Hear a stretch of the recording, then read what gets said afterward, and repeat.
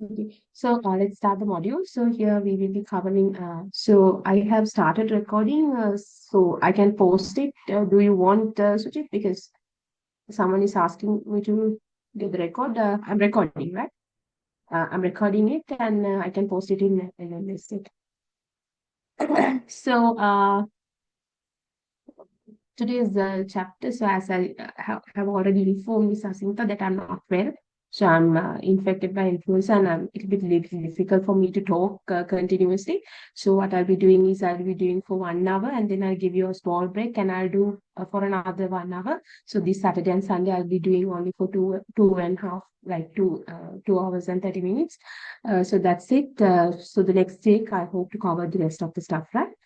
Uh, then, when it comes to the management in this particular module, we have 10 chapters, right? So today we will be covering the introduction to the principles of management. So I'll keep you all muted, but anyway, in case you have any question, you can mute yourself and you can ask any question. You can interrupt me at any time, right? So when it comes to the principles of management, I think this must be the first time that you're studying. I believe that this must be the first time that you're studying the management. So sometimes most of the people that I think most of you guys are working somewhere, right? So එක එක්කෙනා වගේ අහනවා record කරන්න permission ඉල්ලලා මම record කරනවා මම record කරන එක මම දාන්නම් ඔයාලට හරි හරිද ඒකේ රෙකෝඩින් එකක් යනවා okay. When we're talking about this uh, management, මට pop up වෙනවා. ඒක මට අමාරුයි ඒක. හරි. Uh, So when we're talking about the management, so as I said you before, so most of you guys must be working. So sometimes some of you might be in a managerial positions, right? But anyway, so we believe that once you study agriculture, so you all are not going into the technical field. So some of you might, so not some of you. So overall, I think most of you guys are like to end up with the managerial positions. That's why you would like to be a manager. And so when it comes to a manager, we know that managers that by becoming a manager that you're going to get a big take home salary. So this is why people like to be manager because that you will be getting more benefits, new salary and all these stuff. But anyway, when we are taking the managerial position, so there is the bad side too because I mean, when it comes to a coin, you know that there is a flip side. So when you are getting the benefits, so on the other side, you have the responsibilities. So most of the managers that they have to understand. So once you are becoming a manager, it's not a kind of a common job that you have to do within 8 to 5. Right. So right after becoming a manager, so the entire burden is in your shoulders, right? So you have to do the responsibilities. You have to take the responsibilities, right? So you have that authority, autonomy. So this responsibility. I mean, people like to be a manager because you get a power, right? So you get power, you have the authority. So when you are having the authority, you don't understand that there is the flip side of the coin. So that is the responsibility. So when you're having the authority, you have the responsibility too. So this is why the managers that they are the people who should answer to the top managers, the shareholders. That mean the people who invest in your business that they are looking for a return. අපේ business එකට කවුරු හරි invest කරනකොට ඒගොල්ලෝ return එකක් බලාපොරොත්තු වෙනවා. ඒකට ඔයා තමයි යාගේ රිසෝසස් පාලනය කරන්නේ. So it's your duty to utilize their resources in such manner that gives them the best return. So they're looking at you. They're looking at the way that you work on, right? So therefore, when it comes to the managers, so it is very important to understand that your responsibility because you're the person who's gonna answer for the top management or the shareholders, right? And also at the end of the day, ultimately that you are the person who responsible to achieve the organizational goals. So when we're talking about the managers, right? So අපි managers ගැන කතා කරාම managers ට තියෙන තව ප්‍රශ්නයක් තමයි සාමාන්‍යයෙන් දැන් අපි අතරින්මනේ අපි manager කෙනෙක් වෙන්නේ. දැන් අපි promote වෙවීනේ manager කෙනෙක් වෙලා යන්නේ. So once you are becoming a manager, so sometimes you have to manage your colleagues. ඒ කියන්නේ දැන් එක team එකේ ඉඳලා ඔයා එකපාරට manager කෙනෙක් වුණාට පස්සේ so what you have to do, you have to control your subordinates. ඊට පස්සේ මිනිස්සු හිතන්න ගන්නවා, right, so he was my friend, right, so now he's becoming a boss, right, so then people reluctant to obey your rules, right, so then it's becoming a problem, it's becoming an issue. So this is another issue that is faced by the managers. And also you cannot be that lenient, because once you are becoming the lenient, then you won't be able to get the work done. So how are you going to balance it? So that's there. And also on the other hand, Naman, sometimes when the top management gives you the targets, right, you know that you cannot achieve this, right? ඒ කියන්නේ ඔයා දන්නවා මේ වගේ ලොකු target එකක් දුන්නාම ඔයාගේ යටතේ ඉන්න කට්ටියට මේක achieve කරන්න බෑ කියලා ඔයාට හොඳටම තේරෙනවා. You understand, of course, with these resources, with this time, so these people that they won't be able to achieve these targets. For an example, just take, now the top management has given a sales target. අපිට top management එක දීලා තියෙනවා sales target එකක් 120කින් sales වැඩි කරන්න ගිය අවුරුද්දට වඩා කියලා. So as a marketing or sales manager, now you know that it is difficult to do that. Still, you try, but still you have to convey that message. You know that you cannot do it, but still you have to convey that message to your subordinates, the employee that managed by you. So ඒ මිනිස්සු හිතන්නේ ඔයා තමයි මේ target එක set කරලා දෙන්නේ කියලා. So sometimes you have to take the blame of something that you are not in a control, that's something that you're not responsible for. Then we are in the middle, so you are doing the liaison duty, and so then you're stuck between the employees as well as the top management. So that's also something very difficult for managers. So right after, so that's about the managers. I mean, I just wanted to give you an idea about how to become a manager and why people like to be the managers, as well as what are the positive aspects as well as the negative aspects of the manager. But anyway, we all like to have a good salary and also good quality of life. So in order to do that, we always try to improve ourselves in in each and every second. So this is what happens.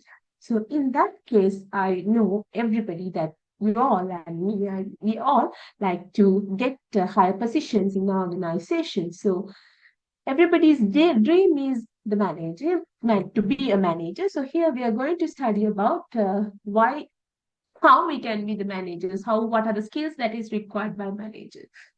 Right?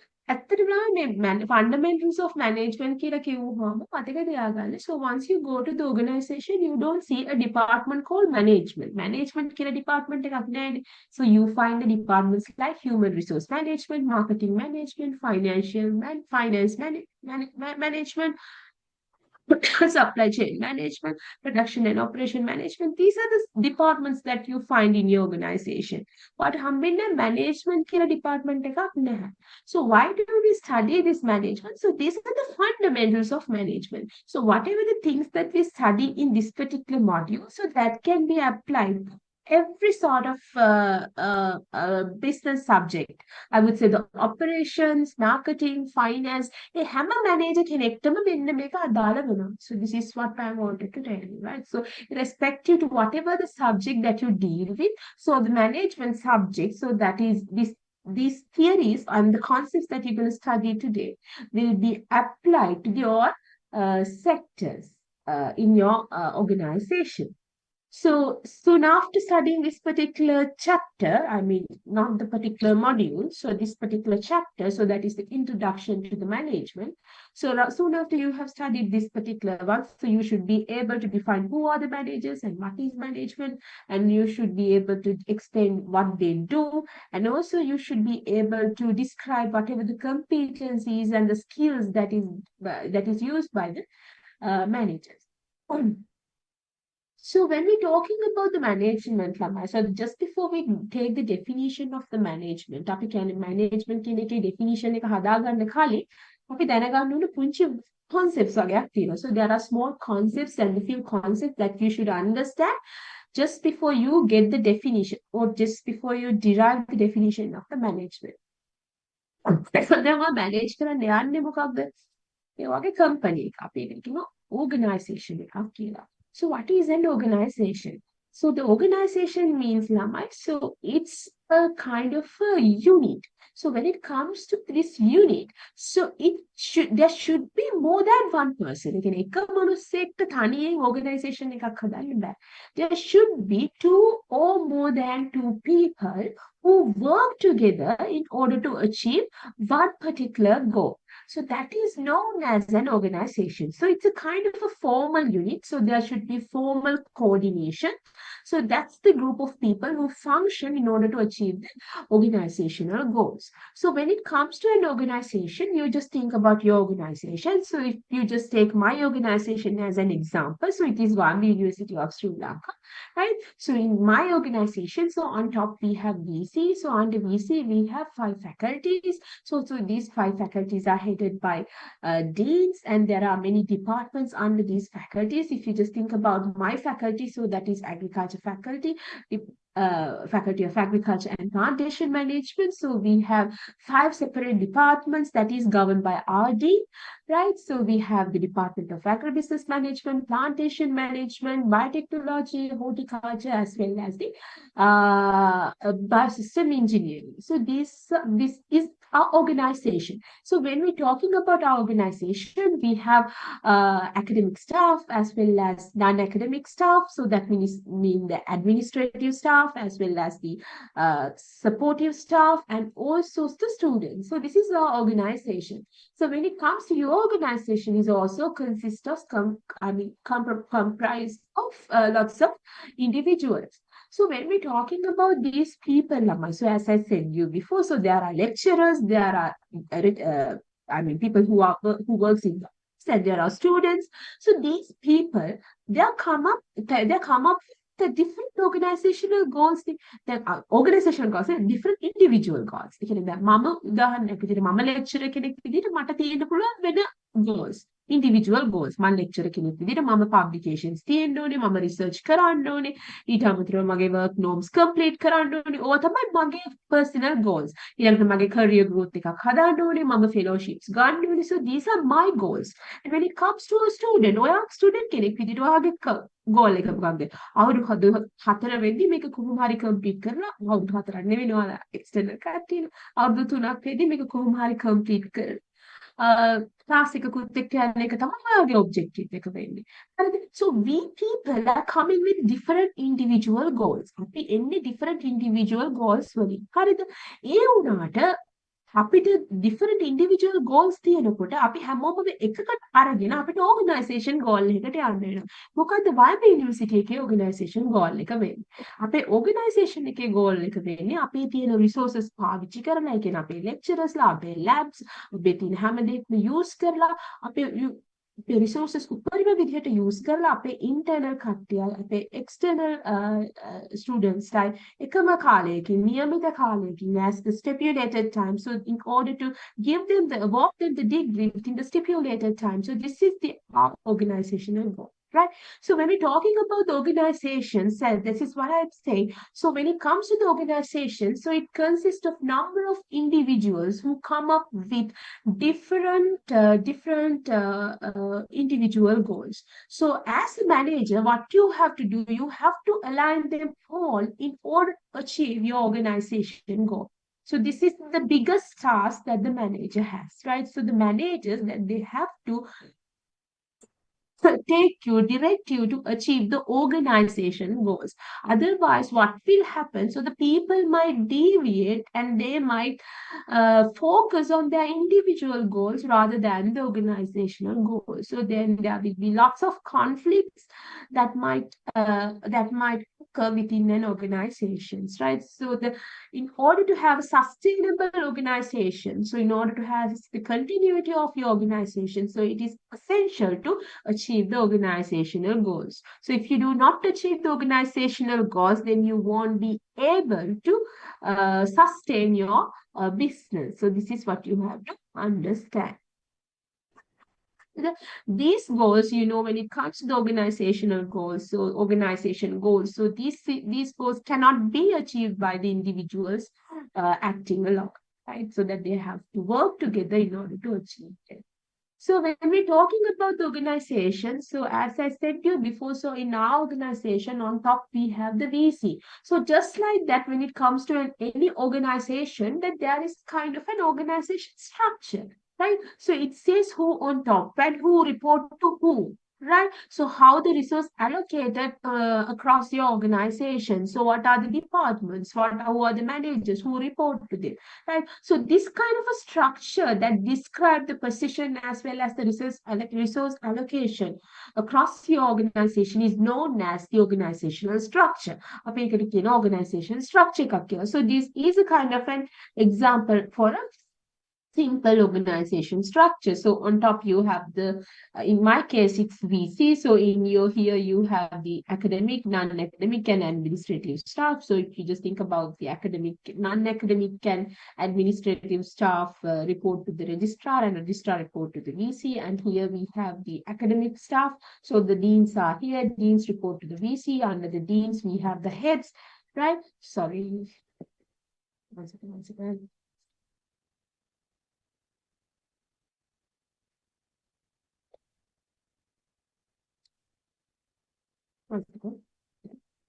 So that's that. I hope that you can see the screen. If you cannot see the screen, please let me know if I share something else, right? So this is what happened here. So that's about the organization and organization structure. So when we're talking about the organization, so what are the characteristics of an organization? So as I said you before, when it comes to an organization, so it has a structure. So it describes whoever the people in the structure and who report to whom, hierarchy, and also it says that how you're going to allocate the resources, all these stuff are there. So when it comes to an organization, so it consists of a group of people so who try to achieve the goals. So I mean, when it comes to this organization goal, so that cannot be achieved in an as an individual. So this is what we have to say. Samaning අපි කියනවා 1 plus 1 2 නෙවෙයි 1 plus 1 plus 1 3 කියලා. So that's called a synergy concept. Right, so that's what we use in the organization. So we always say rather than work in individual. So if you work together, then you will be able to achieve that. So this is what we apply. So this synergy concept is there in an organization. And when we're talking about the management, so as I said you before, so you should have an idea about these concepts. So what is an organization? So you know it now. And also you should have an idea about what is goal as well as the role of management. So let's talk about the goals now. So what does it mean by the goals or the objectives? So I'm taking, there is a kind of slight difference between the goals and the objectives, but I'll be taking the both as same, right? So let's take the goals and objectives as same. So what does it mean by the goals or the objectives?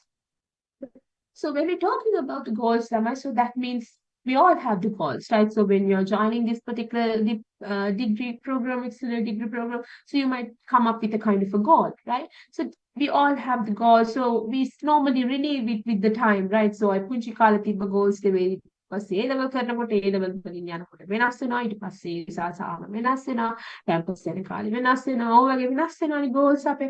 So what are the goals? So when it comes to the goals, ළමයි, when it comes to an organization, we say that when you are having an objective for an organization, it should be smart. අපි කියනවා සාමාන්‍ය organization එක තියෙන objective එකක් ඒක smart වෙන්න ඕනේ කියලා. So I mean when it comes to an organization, so you know that you have a purpose for your organization, right? So your organization is there to achieve something. So this is what we call as goals, right? So organization is normally, when it comes to an organization, that they have more than one goals, right? So because අපි සාමාන්‍ය organisation එකක් ගත්තාම අපිට profit එක වැඩි කරගන්න ඕනේ, ඒ වගේම customer satisfy කරන්න ඕනේ. So there are many goals that we have in our organization. So anyway, when it comes to an organization, so the purpose of your organization is known as the organizational goals. So when we're talking about these objectives, normally we say that they have to be SMART. So what does SMART stand for? SMART කියන්නේ specific, measurable, achievable, realistic, and timed. දැන් උදාහරණයක් විදිහට කියන්නකෝ sales manager කෙනෙක් ඉන්නවා. Sales manager කෙනෙක් ඉන්නවා. එයාගේ staff එකට of course you have to increase the sales. right? So when you say that you have to increase the sales, is it something specific? It says, it says that you have to increase. It means if you have sold 50 units yesterday, then you have to sell 51 today, right? So that's what increase in a sense. So if you can sell more than one unit what you have sold yesterday than whatever you have sold yesterday, so that's also an increment, right? So it's not specific. So when it comes to an objective, it should say, so the amount that you have to do. So it has to be something very specific. It has to be something that you can measure. And also it has to be something that you can achieve.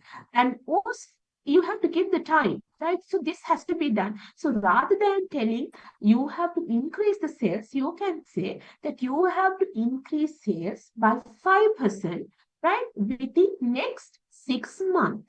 Right?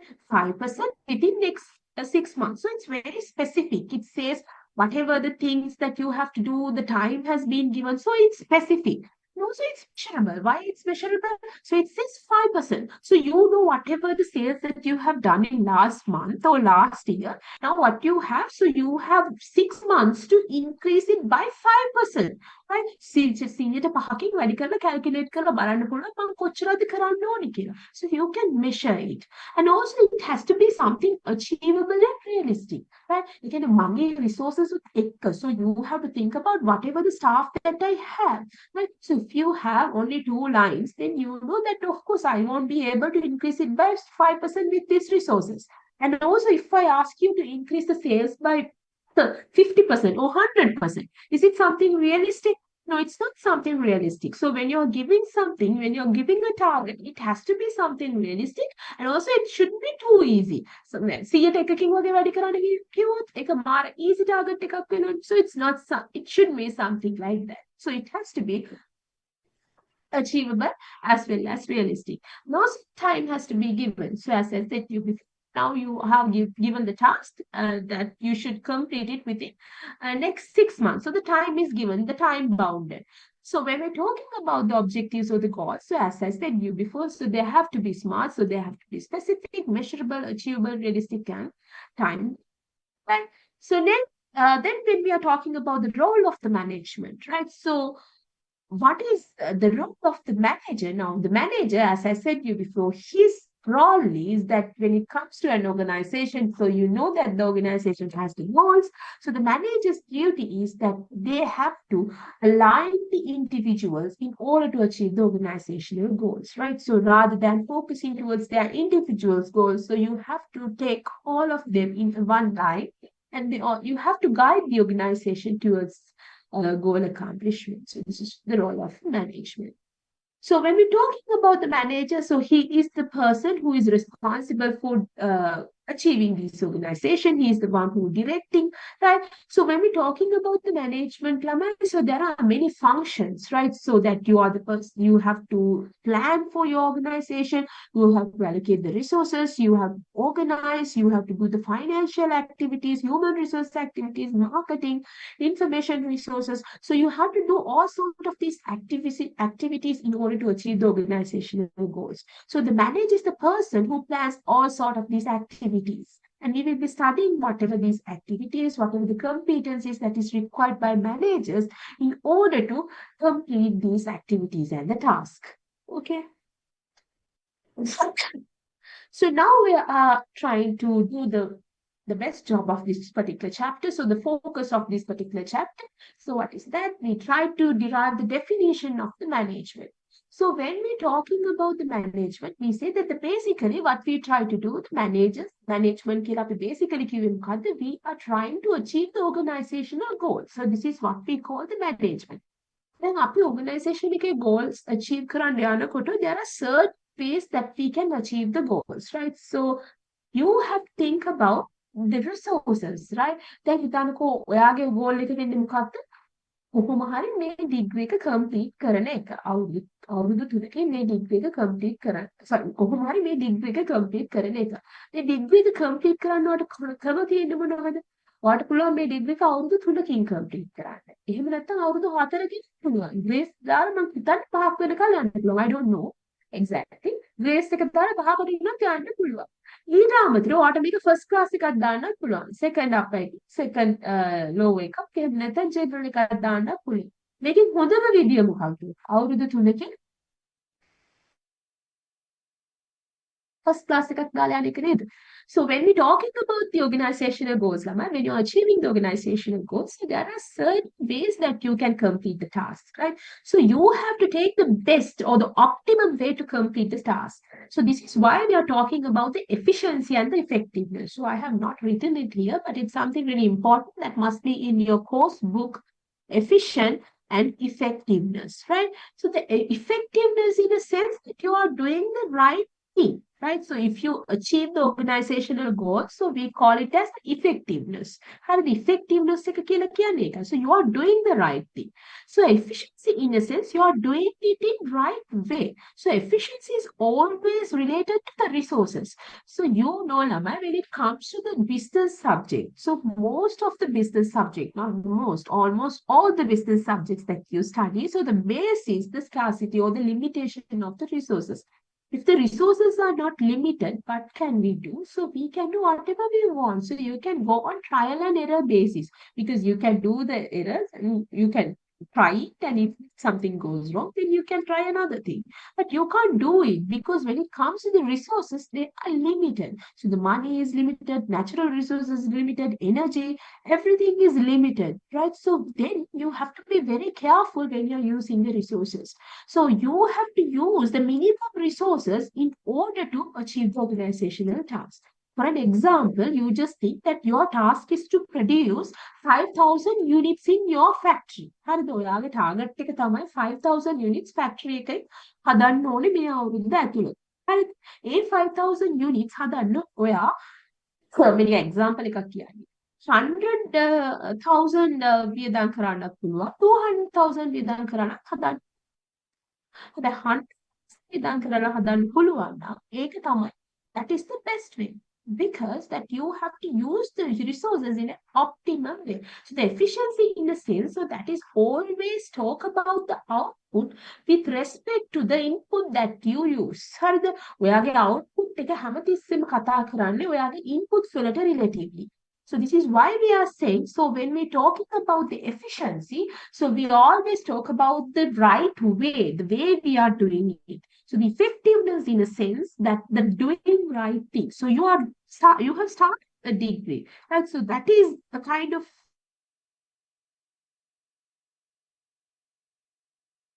going to complete it. The way that you're going to complete it. So whether you're going to take 3 years, whether you're going to take 4 years, so the time in a sense something that is very important in your life, resource, right? So it won't come back. So you have to understand the efficiency and the effectiveness, right? So when we talk about the management, so that means so you are going to achieve the organizational goals in an efficient and effective manner. So to do that, Lamai, in order to do these functions that normally සාමාන්‍යයෙන් මේක අපි කතා කරන්නේ හින්ට්‍රි කොහෙද? එයා කියලා තියෙනවා අපිට four basic managerial function හතරක්. ඒ කියන්නේ අපි ගත්තොත් organization එකක if you just take kind of an organization, right? So if you just think about all the functions that and activities that take place in an organization, that they can be categorized basically into four categories. හරිද? අපි organization එක manager කෙනෙක් කරන functions, activities ගත්තොත් ඒ activities සාමාන්‍යයෙන් group කරන්න පුළුවන් categories හතරකට. So those are the planning, organizing, leading, and controlling. So this is how the managers achieve the organizational goals. So we will be talking about each function in separate chapters. Planning වලට වෙනම තියෙනවා, organizing වලට වෙනම තියෙනවා, leading, so controlling වලට වෙනම තියෙනවා, right? So we will be talking about these functions in our upcoming chapters. So when we're talking about the management, so if you have all these stuff in the definition of the management, then you know what is management is. So once you are given with your exam paper, if suppose I ask you to define what is management, then you should have all these stuff in your definition. So you don't need to cram, right? කටපාඩමින් කියන්න යන්න ඕනේ නැහැ. මොනවද තියෙන්න ඕනේ කාරණා? So the first thing is that you have to say that the management in a sense that you have to achieve the organizational goals, right? So you are trying to achieve the organizational goals in efficient and effective manner through the managerial function, which is known as planning, organizing, leading, and controlling. So let's talk about this function in detail now, right? So this is what we call as the management. Okay, so normally, Metin this is a kind of a nice definition that has been given by Henry Marker College. So, when we're talking about the business subjects, අපි කියනවනේ මේවා rocket science නෙවෙයි. So this is not something which is like aerodynamics, ඒ වගේ physics තියෙන ලොකු දේවල් නෙවෙයි. So this is something that you see in your day-to-day life. So once you just go to your organization, so if you just open your eyes and look at whatever the happen activities within your organization, and then you see, okay, these are the stuff, right? So it's a kind of an art, I would say. So when you're talking about the Henry Markov College, so there are lots of definition that has been given for the management, right? Management කියන එකට definitions ගොඩාක් තියෙනවා. So that is manage අපි ඊළඟ තව ඉස්සරහට තියෙන chapter එක ලබන සතියේදී අපි කතා කරනවා management theories වලදී ඒකදී අපි කියනවා වෙන definitions කට්ටියදී. So among these definitions, so this is also a nice definition that has been given by the Henry Markov College. So he says that the management, in a sense, simply that you're trying to achieve the organizational goals through the people. So that means the art of getting work done through the people, right? And හැමතිස්සෙම ඔයා organization goal එක achieve කරන්න යන්නේ resources use කරන්නේ කවුද? ඔයාගේ මිනිස්සු. ඒ කියන්නේ ඔයාට හැකියාව තියෙන්න ඕනේ manager කෙනෙක් විදිහට මිනිස්සුත් එක්ක work කරලා මේක complete කරන්න. So this is why we say that is the art of getting work done through the people. So that's about the management.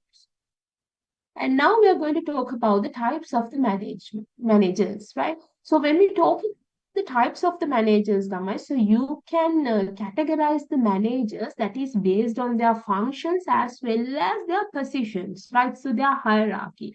So basically, when you might have seen in your organization, we say that there are top managers, middle managers, frontline managers, right? So that is based on their hierarchy. So the position in their organization. And also, you can categorize the managers according to the functions that they deal with. So the function sense that what are the activities that they deal with, right? So if you just think about your organization, so there are people, the managers who specifically do the some functional activities. They are currently marketing විතරයි. අනිත් තව එක්කෙනෙක් ඉන්නවා operations විතරක් කරන. තව එක්කෙනෙක් ඉන්නවා finance විතරක් කරනවා. එතකොට finance විතරක් කරනවා නම් අපි ආට කියනවා finance manager. Marketing functions විතරක් කරන manager ට අපි කියනවා marketing manager. So if you just think about these people, so these people have set of employees who are very special on this particular activity. So for an example, if you just think about the finance section, finance department, so that is headed by the finance manager. So we are looking for finance qualification from that particular manager. So he should have chartered accountant, he should be a chartered accountant, or he should have CIMA, right, or CFA, whatever the things that we are looking for. And if you are looking for a marketing manager, we say that okay, you should have CIM, or you should have a kind of a marketing degree or a marketing qualification. And also the people who are under the marketing manager, so they also have similar qualification like his manager, right? So a little bit more below, but still same type of qualification in order to fulfill the marketing goals within their organization. So we call these kind of people as the functional manager. So the functional managers normally that they are responsible for that particular function, that particular organizational functions like accounting, human resource, sales, and the marketing. Right. So normally that they are very technically expertise, as I said you before, so that the marketing people, they are expertise in marketing, HR people expertise in HR, operations people expertise in operations, right? So these people that they work together in order to achieve these functional objectives, right? So that they use communication, that they use plan, they work as the team, and so all this stuff happens. And also there is another type of manager that who look after all these activities, right?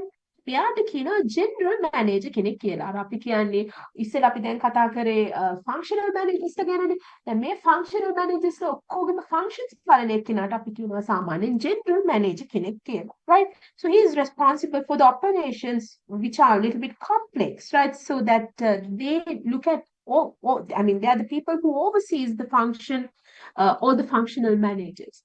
Right, so there are many other types of manager, but this is a kind of an introduction where I'm going to give you a kind of a brief description about what are the types of managers that is based on their functions as well as their hierarchy. Okay. So now let's talk about the basic managerial function. So as I said to you before, that there are four basic managerial functions, so four managerial functions. So it doesn't matter whether you're a marketing manager, finance manager, or HR manager, supply chain manager. So then you have to fulfill these managerial function. So the first function is the planning, right? So the planning in the sense, Lama, so when it comes to you, right, so you should have a kind of I mean, sometimes when some managers ඒ කියන්නේ සමහර වෙලාවට organisation එකකින් එක manager කෙනෙක් අයින් වෙනවා කිව්වහම අපි කියනවා okay no problem, he can replace you easily. ඒත් සමහර මැනේජර්ස්ලා අයින් වෙනකොට අපි කියනවා no, you don't go, we will give you some extra amount and we can't lose you, because sometimes some managers cannot be replaced easily, right? So it's something that should not happen in an organization, right? So you should be able to replace your managers at any time, right? So I can give you the best example, which is from General Electrics, right? So in General Electrics, there was a person who called as Jack Welch, I guess. He died in 2020, as I remember. Jack Welch, right? So he headed General Electrics for 2 decades. That means 20 years, more than 2 decades, right? So when his ownership, I mean, not ownership, when his leadership was transferred from Jeff to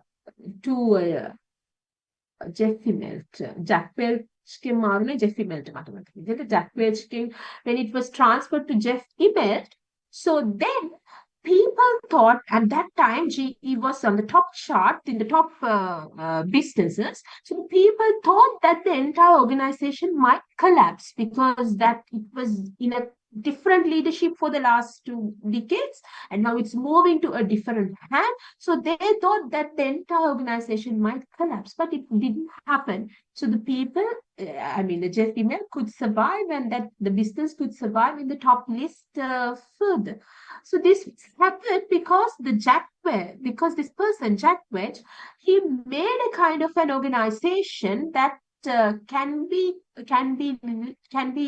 controlled by any kind of a manager who comes to organization. So this is something really important to understand, right? So you should have a kind of a plan that can be executed by any kind of a manager who comes to your organization. So this is why it is important to have a plan in your organization. හරිද? plan එකක් තිබ්බොත් හොඳ plan එකක් තියෙනවා නම් ඕනම කෙනෙක්ට ඇවිල්ලා ඕනම manager කෙනෙක්ට ඒක execute කරන්න පුළුවන්. It's like a constitution. අපි කියන්නේ රටක constitution එක ගත්තාම, so when you have a nice constitution, full-fledged constitution, so we say that sometimes that even bad hand එකකින් වෙයි කියලා හිතන්න අමාරුයි, but still we say that you survive කියලා අපි කියනවා. But when you're talking about an organization, so when you're having a good plan, so that means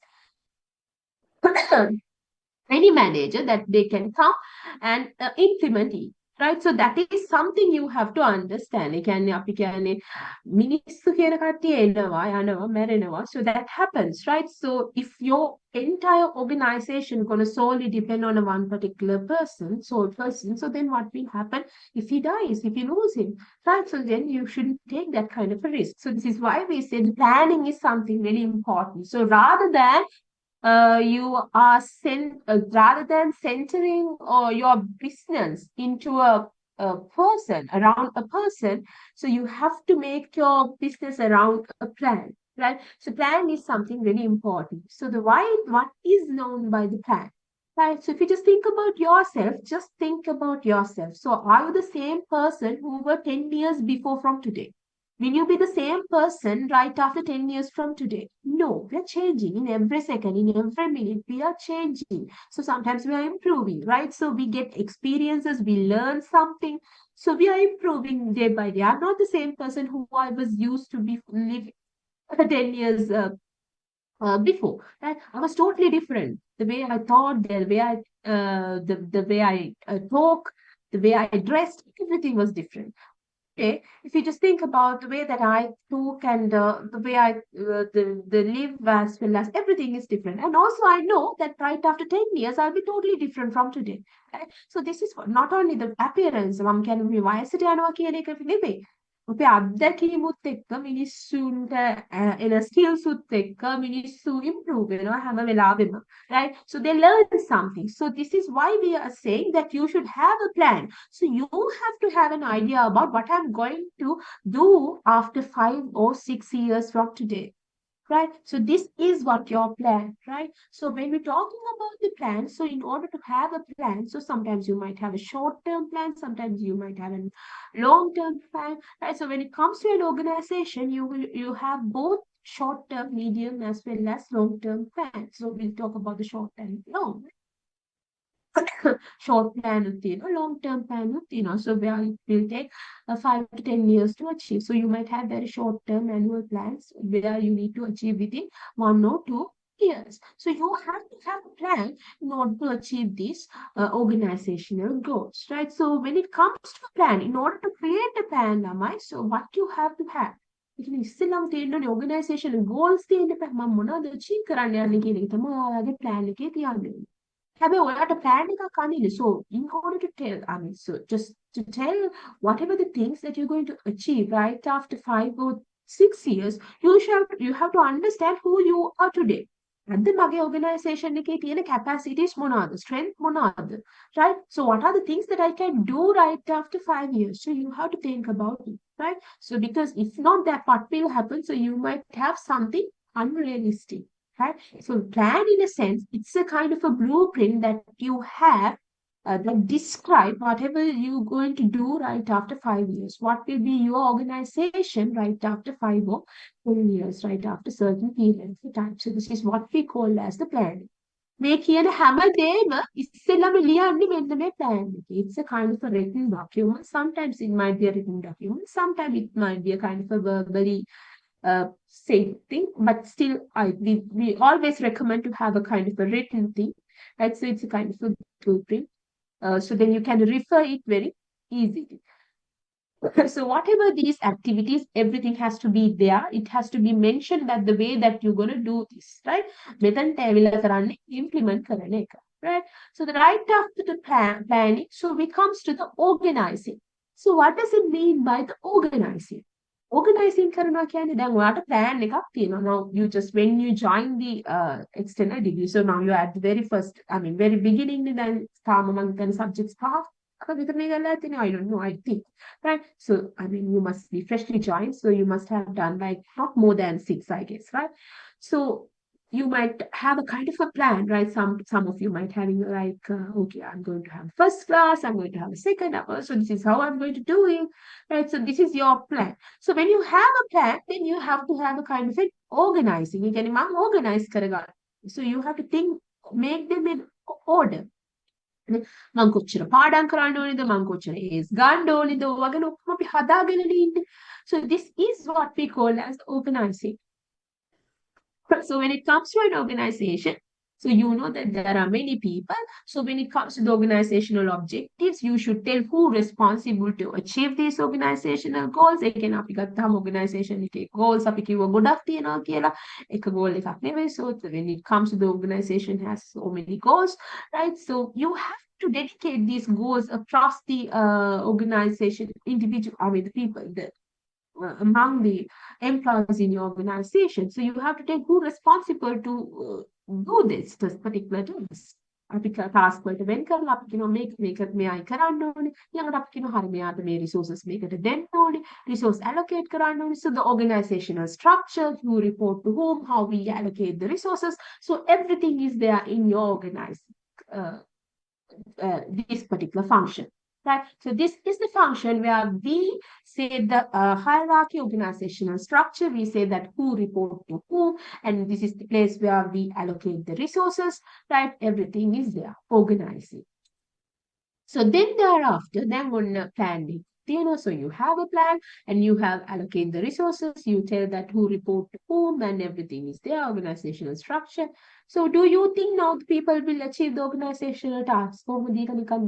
Achieve No, people won't come. So normally, so we know that there are two type of people. So we are X, Y, සමහර මිනිස්සු වැඩ කරන්න කැමති සමහර මිනිස්සු වැඩ කරන්න කැමති නැහැ right so මමත් මම හිතන්නේ ඇත්තට වැඩ කරන්න කැමති ඇති කියලා අපි හැමෝම ගොඩක් වෙලාවට බලන්නේ නිකන් ෂේප් එකේ ඉන්නනේ අඩුවෙන් වැඩ කරලා ඉන්නනේ බලන්නේ නේද ඒක තමයි human nature right so that's the rationale right so when we're talking about the people so you have to always control them you have to always align them so this is what we call as the leading right so as manager what you have to do you have to lead the people in order to achieve the organizational task so how can you lead so this leading is something really complicated right it's a kind of a complex thing that means influencing people so you have to influence them to achieve the organizational goals so how can you influence them so you can influence them through the motivation through the leadership through the teams through the group works. So these are the ways that you can do it. So when it comes to the leading for in this particular module, මේ module එකේදී අපි leading කියන chapter එකට ගියාම ලබන සතියේදී leading කියන chapter එකේ ඇත්තටම අපි තව sub chapters 4ක් විදිහට ඉගෙන ගන්නවා. 3ක් විදිහට right?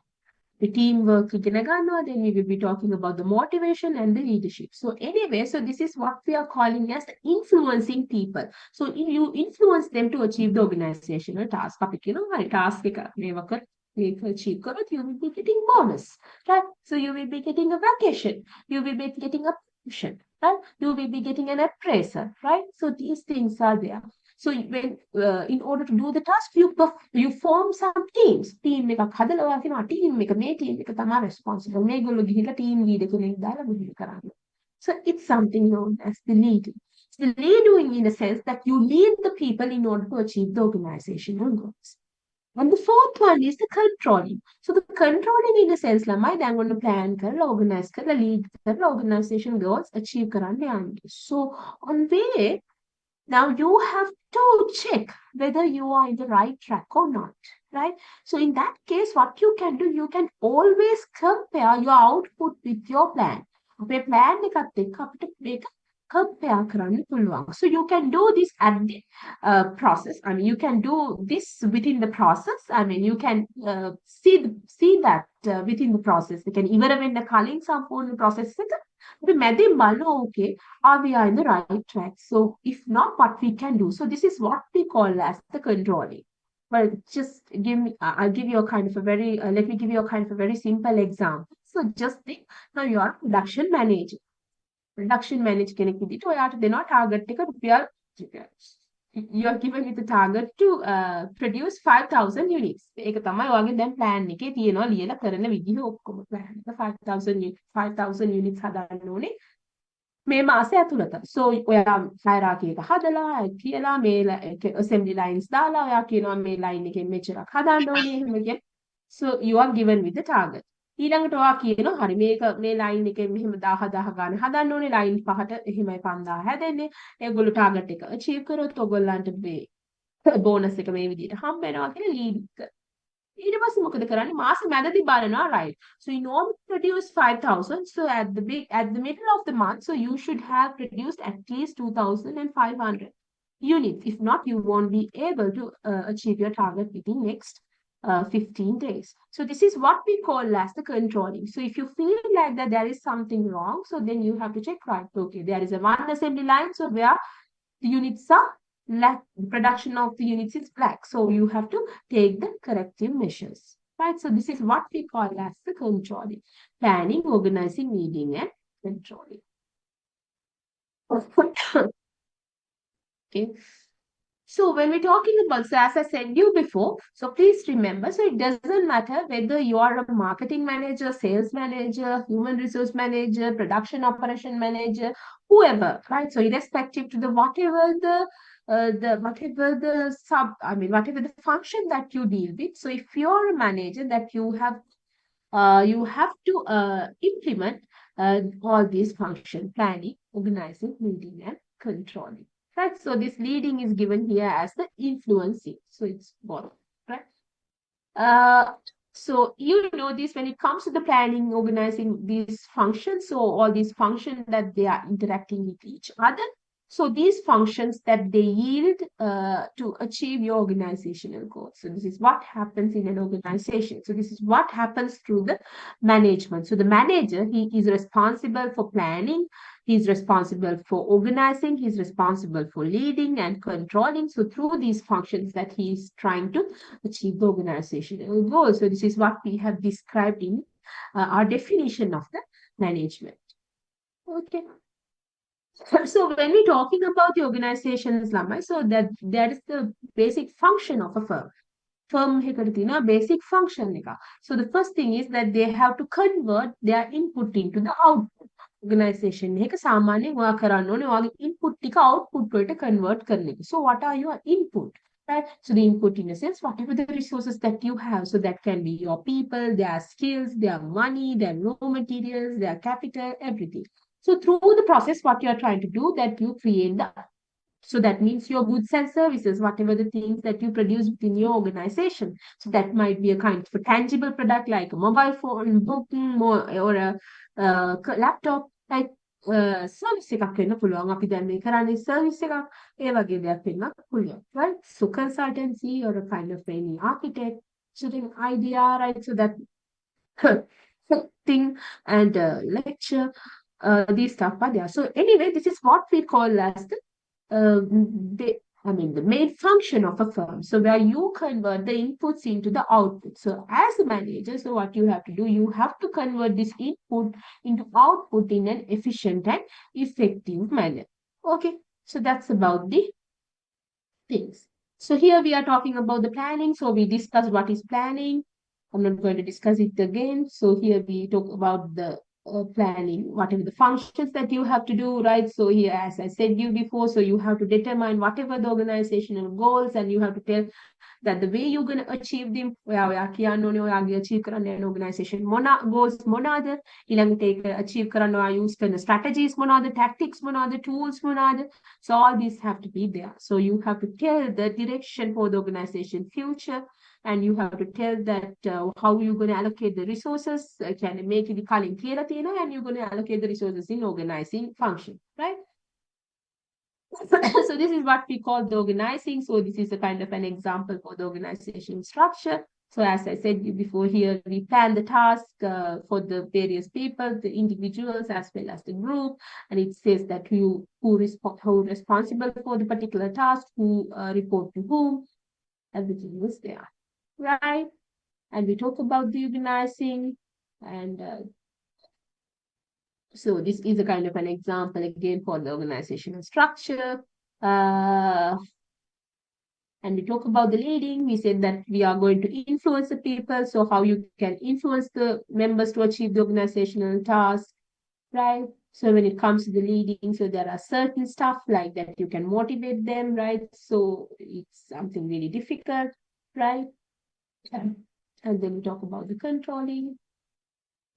So when it comes to the controlling, my control කරන්න අපි මේ process ගැන වෙනම chapters වලින් කතා කරනවා. So when we're talking about the controlling, I said that you are going to take the corrective action. So you are always going to compare your performance against the your plan. So in order to do that, what you have to always have, so you have to have information. ඒ කියන්නේ මම අර කිව්වේ 5000ක් හදන එකේ 2500ක් හදලා තියෙනවා කියන data වට ඕනේ.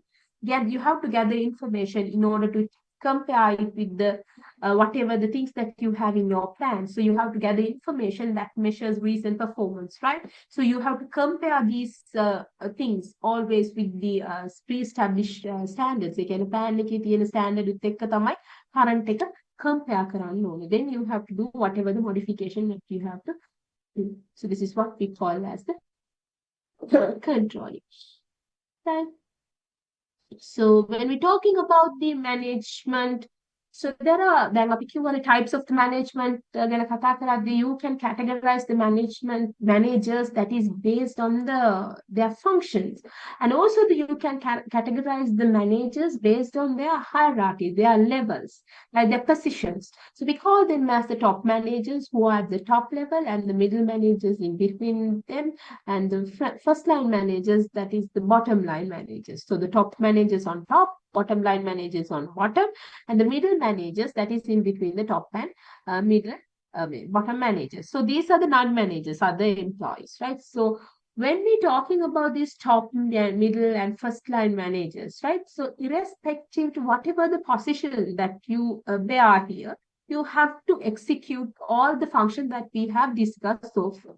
හරිද අපි දැන් මෙච්චර වෙලා කතා කරපු planning, organizing, leading, controlling කියන අපි functions වගේක් කතා කරානේ.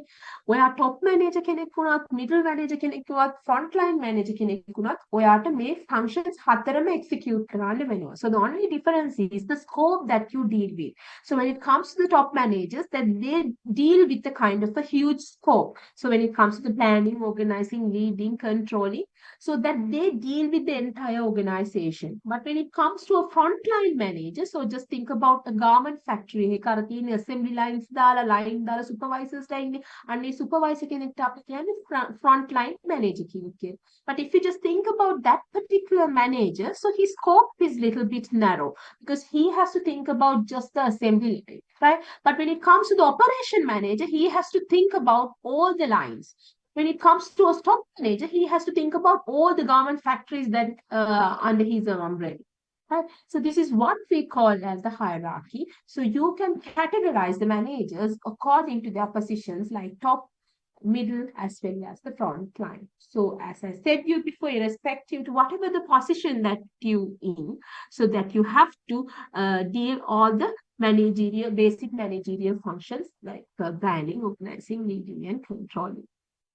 So when we're talking about the levels of the management, so as I said you before, you have the first line managers, so that they are directly responsible for the ඒගොල්ලෝ තමයි directly employees ත් එක්ක deal කරන්නේ. දැන් උදාහරණයක් ගත්තොත් අපි බැංකුවට ගියාම ඉන්නේ cash officer කෙනෙක්.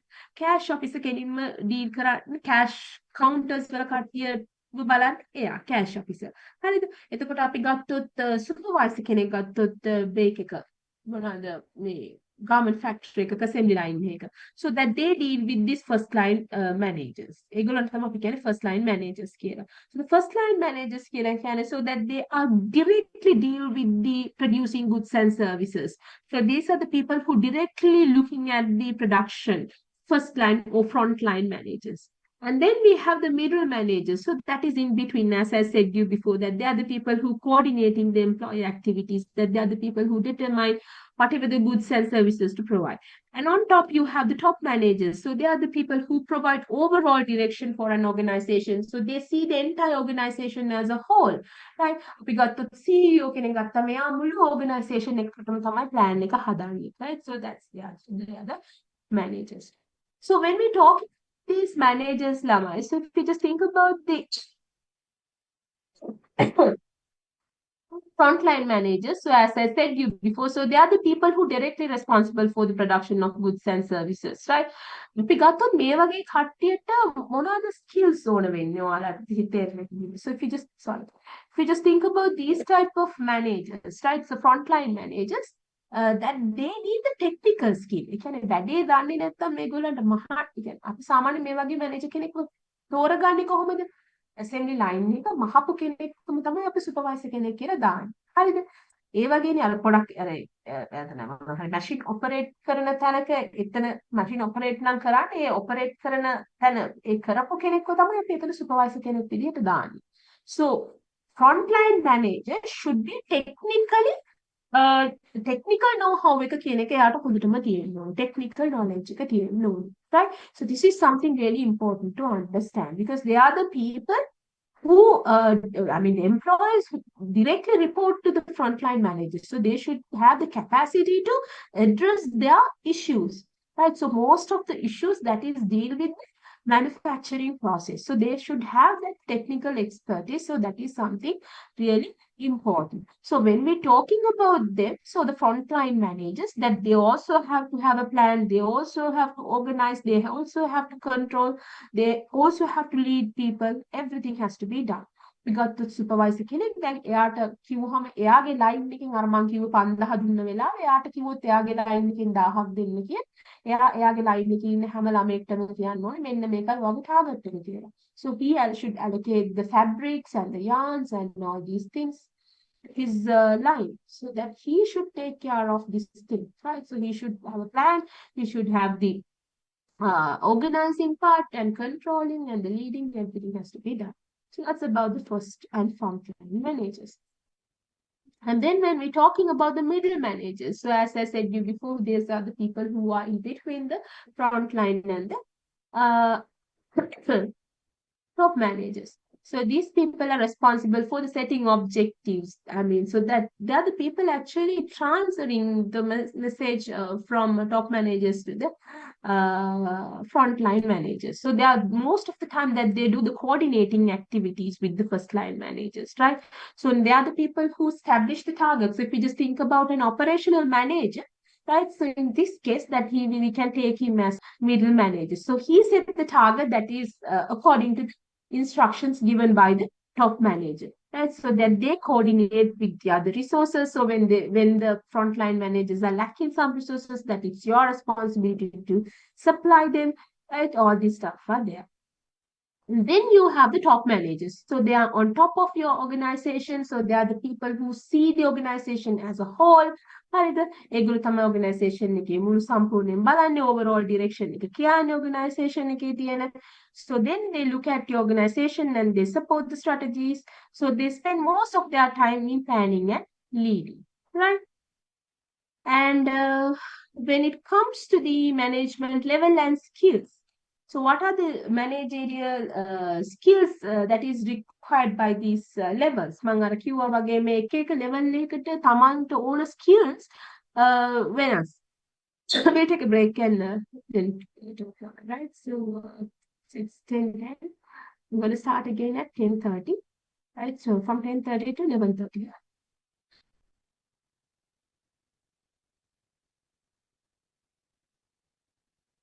Recording stopped.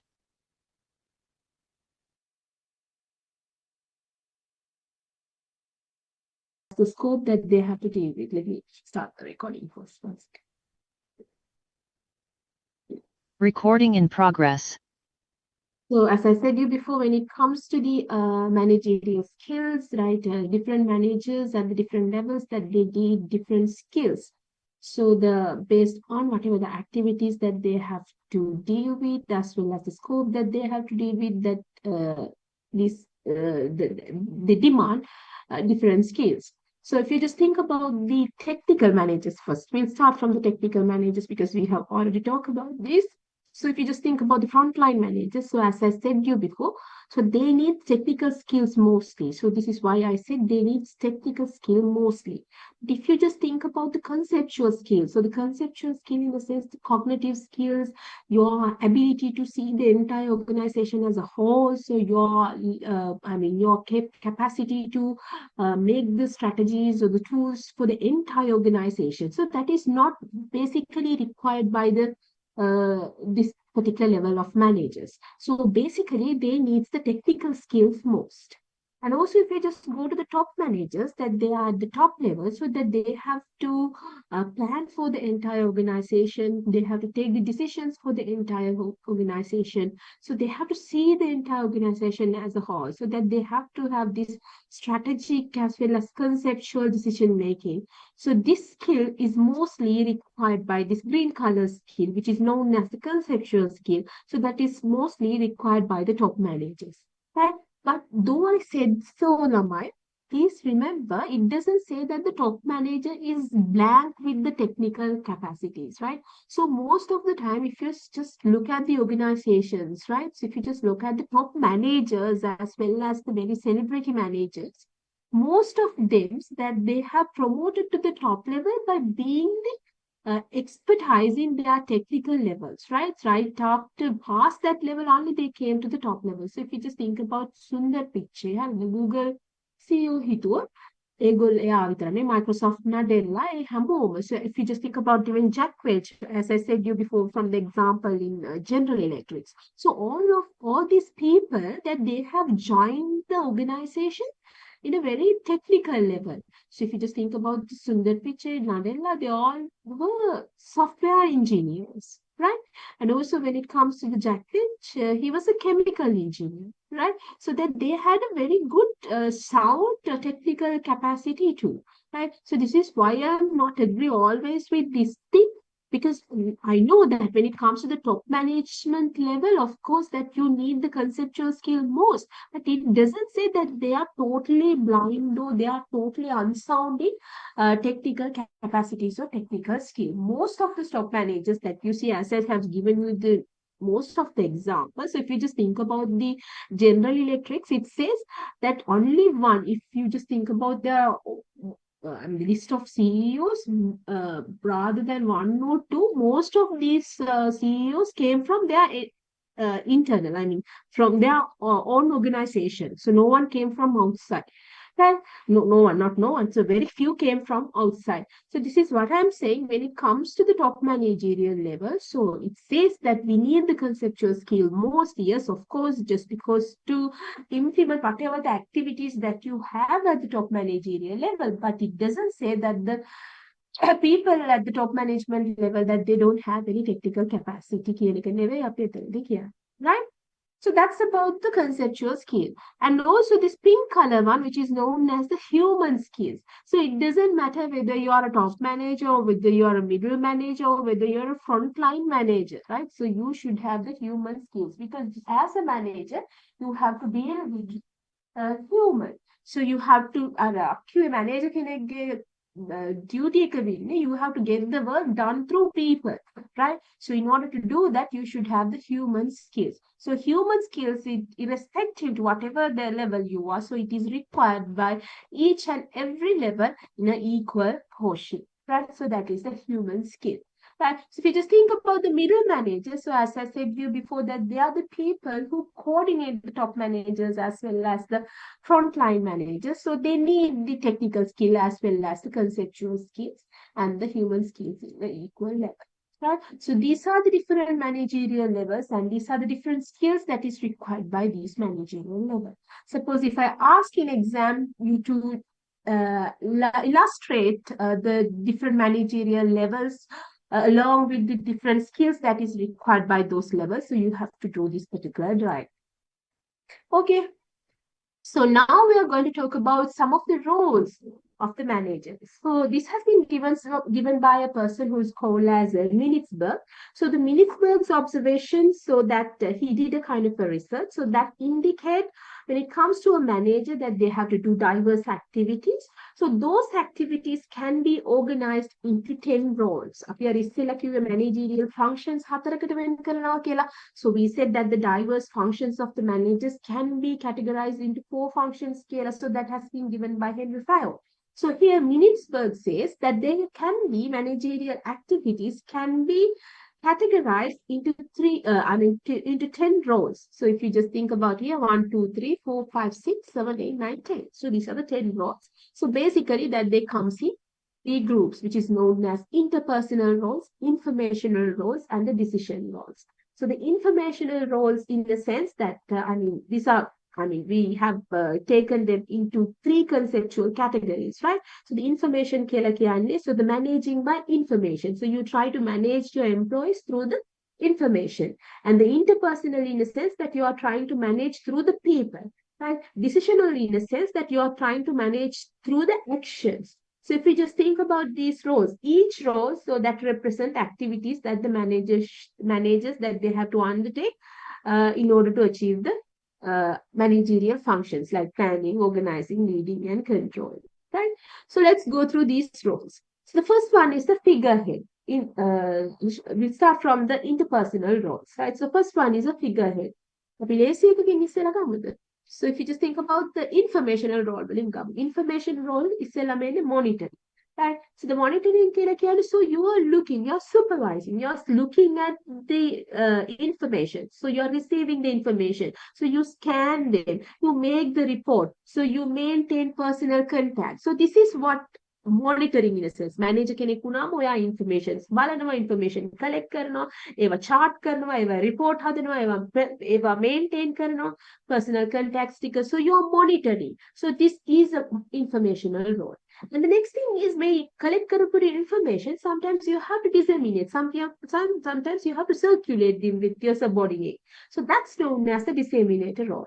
And so you forward the information to other organization members. So you send them memos and you send them reports. Sometimes you give them phone calls. You communicate to them. So that is known as disseminator role.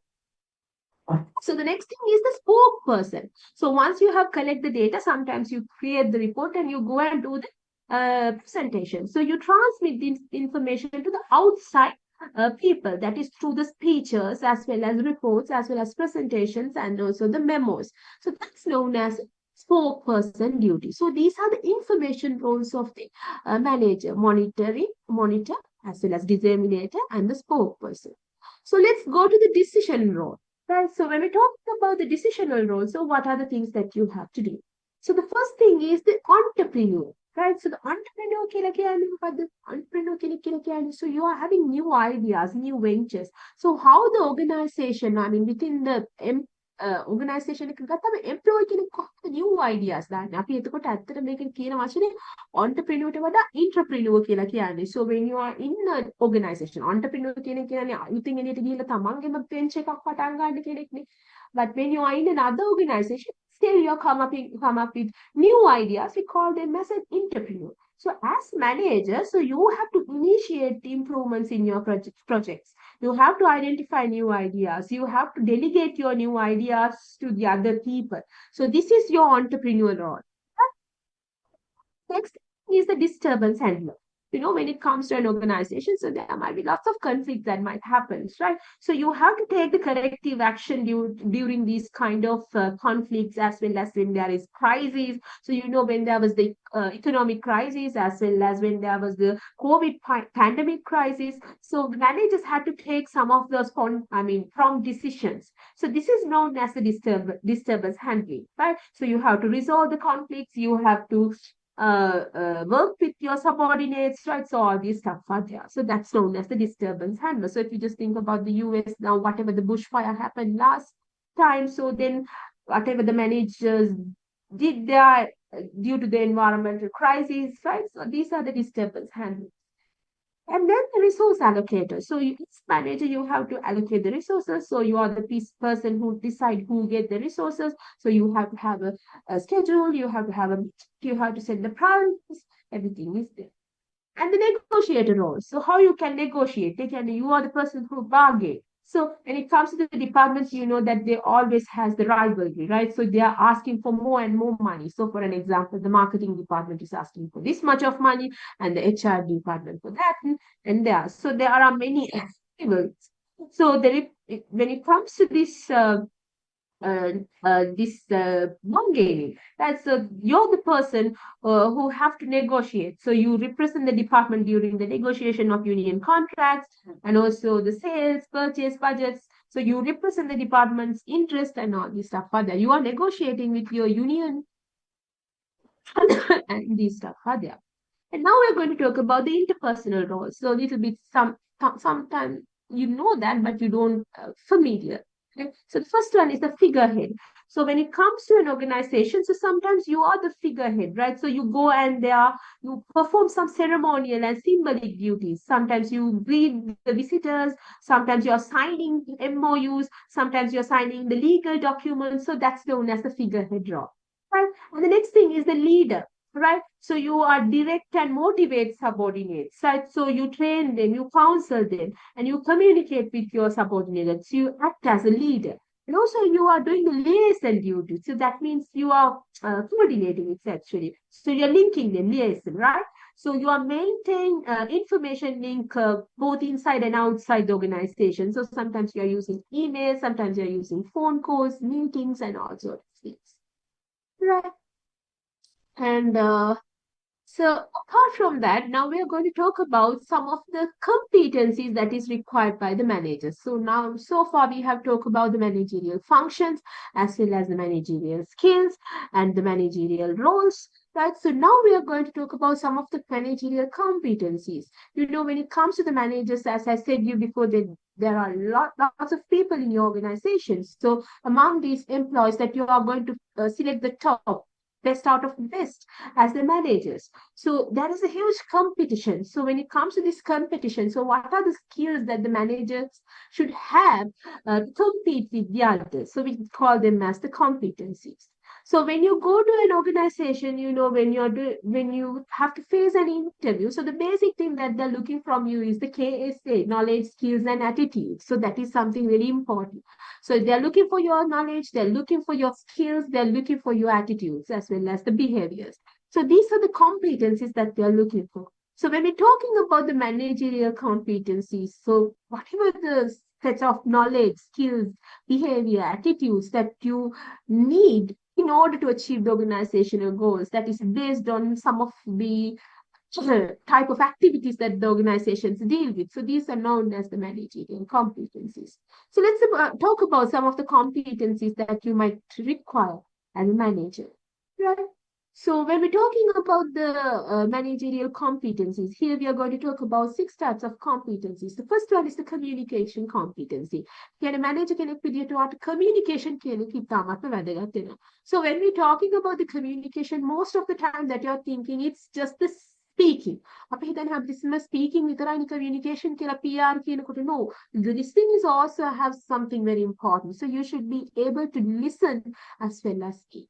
Right? So you have to articulate, you have to figure out what to say, you have to put them in order, you have to have the clarity, you have to have the spacing and everything. So that speed, everything matters. So the communication competency. And you should be able to plan, and you should be able to administrate the people with. And also you should be able to work as a team. So you're the person who lead the team. You should be able to initiate the team and work collectively.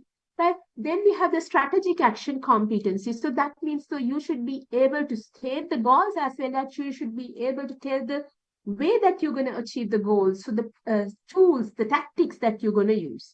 And also the multicultural competencies. The multicultural competencies in the sense that you have to think about whatever the different cultures that deals with your organization. So sometimes when it comes to the domestic organizations, right? So you might have different religions, so Muslim people, Tamil people, Buddhist people, and Catholic people. So how do you deal with these religions? And also when it comes to the multinational companies, that you have to deal with the global citizens. I mean, so you have to deal with the different regions, Asians, European, Chinese people, so all these people.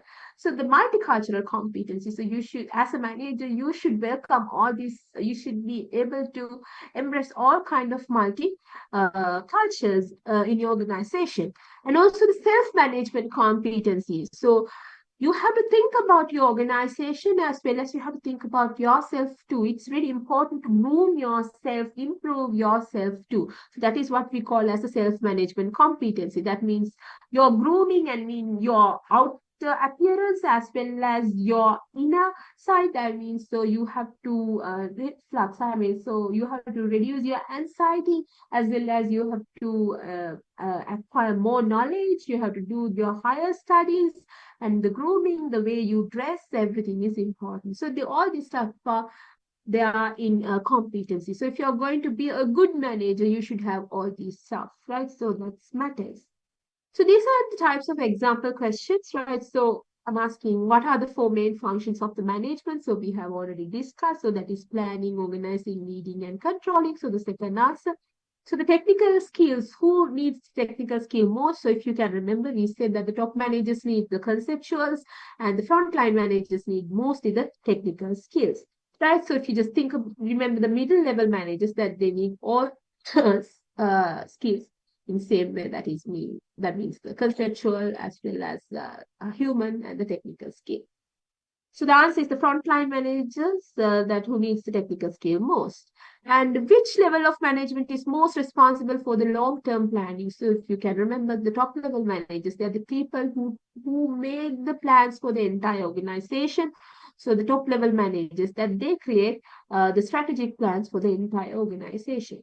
So these are the types of structured essay or the essay questions that you might get.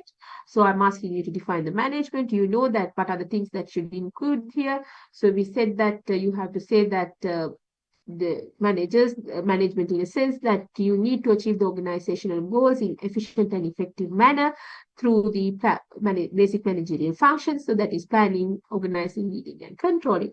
And also we talk about the managerial skills. So those are the conceptual skills, technical skills, as well as the human skills. And we talk about the roles of the managers. We talk about the informational role, interpersonal role, as well as the decisional role. So you should be able to describe all these 10 roles. And then here I'm asking you to illustrate the managerial levels and required skills by using a diagram. So this is the one I said you that triangle and the skills level monkey, right? So this thing. And then I'm asking you to identify 4 core managerial competencies. So this is what we have studied now, right? Teamwork competency, strategic competency. That last slide we're gonna get. So it's about that. So with that, we have come to the Recording stopped. end of this particular chapter. Now let's go to the next one. So just give me a few seconds to open it, right? So our second chapter.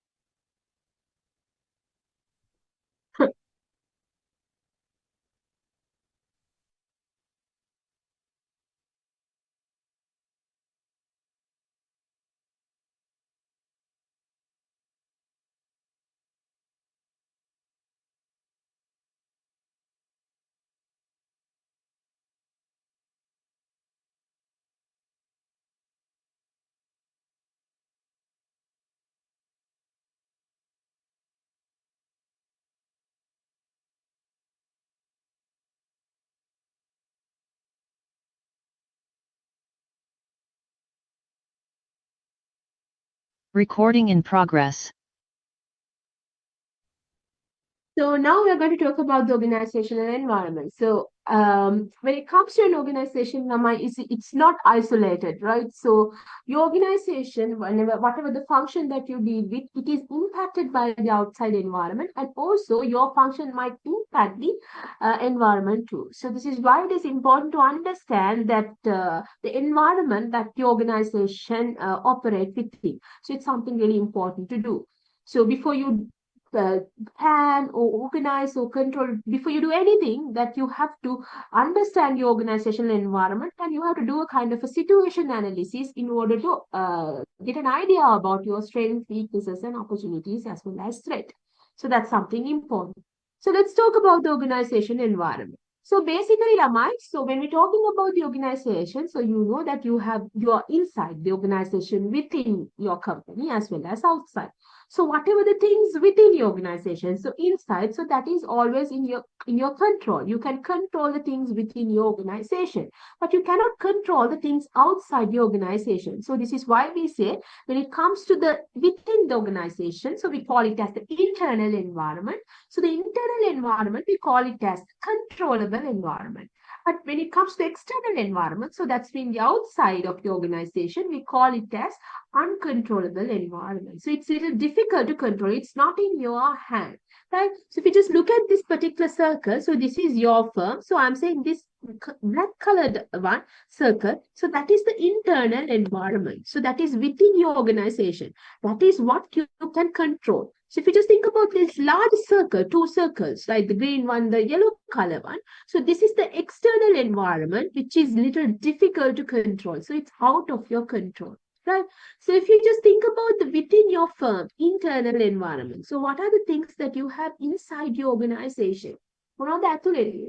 So you have your employees, your board of directors, whatever your policies, whatever your procurement, infrastructures, right? So all this stuff are within your organization. වගේ ඇතුළේ තියෙන හැම දෙයක්ම අයිති වෙන්නේ within organization වලට. අපි හිතමු අපි මිනිස්සු විදිහට ගත්තාම skills, අපේ skills. ඔය හැම දෙයක්ම අපේ අපෙන් එන දේවල් නේ අපිට control කරන්න පුළුවන්. ඔයාට රටේ ඔයාට ගැලපෙන jobs ප්‍රමාණය වැඩි කරන්න රටේ තියෙන. It's not in your control, right? But you can improve your skills in a way that it match to the demanded jobs, right? So this is what you can do. So most of these, I mean, when it comes to the internal environment, so the strength and weaknesses always come within your organization. Internal environment again. So by looking at your human resource, by looking at your infrastructures, by looking at your managerial skills, organization structure, you can identify whatever the strength and weaknesses that you have in your organization. But in this chapter, we are basically focusing on these two. We are talking about the external environment, but not the internal environment. But in your marketing lesson, I'll be talking about this internal environment too, because we have to do a SWOT analysis. In order to do the SWOT analysis, I'll be discussing with you how to derive the strengths and weaknesses of internal environment. So let's go to the first slide. So this is where we are going to talk about the external environment. So when we're talking about the organizational environment, so as I said you before, so these are the factors that is outside the boundaries. So that means the external environment here we are talking about. So outside the boundaries that can impact towards your organization. And so it's really difficult to control them. So when it comes to the outside the environment, so this is the place that creates you more opportunities as well as threat. Crisis එකක් ආවත්, pandemic එකක් ආවත්, එන්නේ outside එකේ. So it's a threat. And so when there is a boom, when there is a kind of a nice, I mean, අපි හිතමු the political party එකක් ඇවිල්ලා, then there is a kind of a nice boom in your economy. So that is also an opportunity in your for your organization. So that happens in outside environment. So when we're talking about the organization environment, so those are the forces outside its boundaries. So it might create your opportunities as well as threats. So the opportunities in a sense that whatever the things that you can utilize in order to in order to expand your markets and enhance your revenues. Right? So the threats in a sense, issues or the challenges that might harm your organization. So the managers that they have to always look for the opportunities and they have to ignore and avoid whatever the threats that might happen, right? So this is what I said, the illustration of the organization environment. So this black color circle is your organization, your internal environment. And here immediately you have this yellow color circle. We call it as the micro factors, that the factors that can directly impact towards organization. ඉක්මනටම impact වෙන කරන්න පුළුවන් කට්ටිය. Impact වෙන කට්ටිය. We call them as the micro factors, or sometimes we call them as the task environment. And outside you have the general environment, so this green color bar. So sometimes we call it as the macro environment. ඒගොල්ලන්ට කෙලින්ම black එකට එන්න බෑ. ඒගොල්ලෝ yellow එකට ඇවිල්ලා ඊට පස්සේ black එකට එන්නේ. So we call them as the factors that indirectly impact towards the organization. Indirect in the sense that they cannot directly impact the firm, so they have to first impact the micro factors and then the firm. So this is how it goes on, right? So when we're talking about the task environment, so we are talking about the micro environment now. අපි දැන් කතා කරන්න යන්නේ මේ micro factors ගැන. So let's first talk about the micro factors, and then we'll talk about the macro factors, that how that impact towards your organization. So when we're talking about the task environment or the micro factors, so what are the factors that impact directly to your organization? අපි ගත්තොත් කස්ටමර්ස්ලට පුළුවන් directly ඔයාට impact කරන්න. සප්ලයර්ස්ලට පුළුවන්. ඩිස්ට්‍රිබියුටර්ස්ලට පුළුවන්. කම්පිටිටර්ස්ලට පුළුවන්. So how can they directly impact towards your organization? So let's start with the suppliers. So you know, Lama, so what is the basic function of your firm? So the basic function of your firm is that you have to convert your input into the output. So how do you get the inputs? So you get the inputs from your suppliers. So whether you're going to have a quality products or whether you're going to have a continuous production flow, so that depends on your suppliers. So in order to have quality products, so you should have quality inputs. In order to have a continuous production flow, you should have a continuous inflow of inputs. You have to continuously get the inputs to your organization. So this is why the suppliers are important. So the suppliers should ensure that they provide us quality inputs in continuous manner. Right? So when we're talking about the suppliers, so that they plays a kind of huge role in your organization and they can directly impact towards your organization.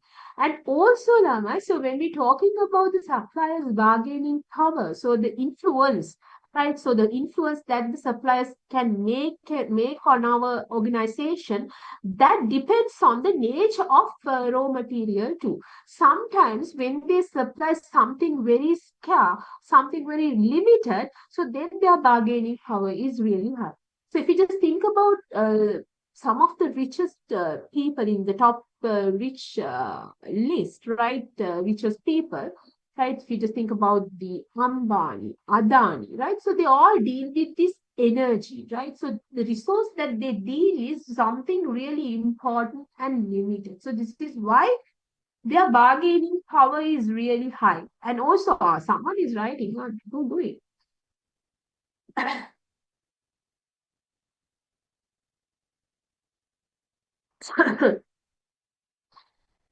So when we're talking about this, so that's something you have to understand, right? So the scarcity of the resources. And but if you just think about the Cargill Food City, you know that who supplies the Cargill Food City in the, these vegetables and the fruits? So the farmers. So how about their bargaining power?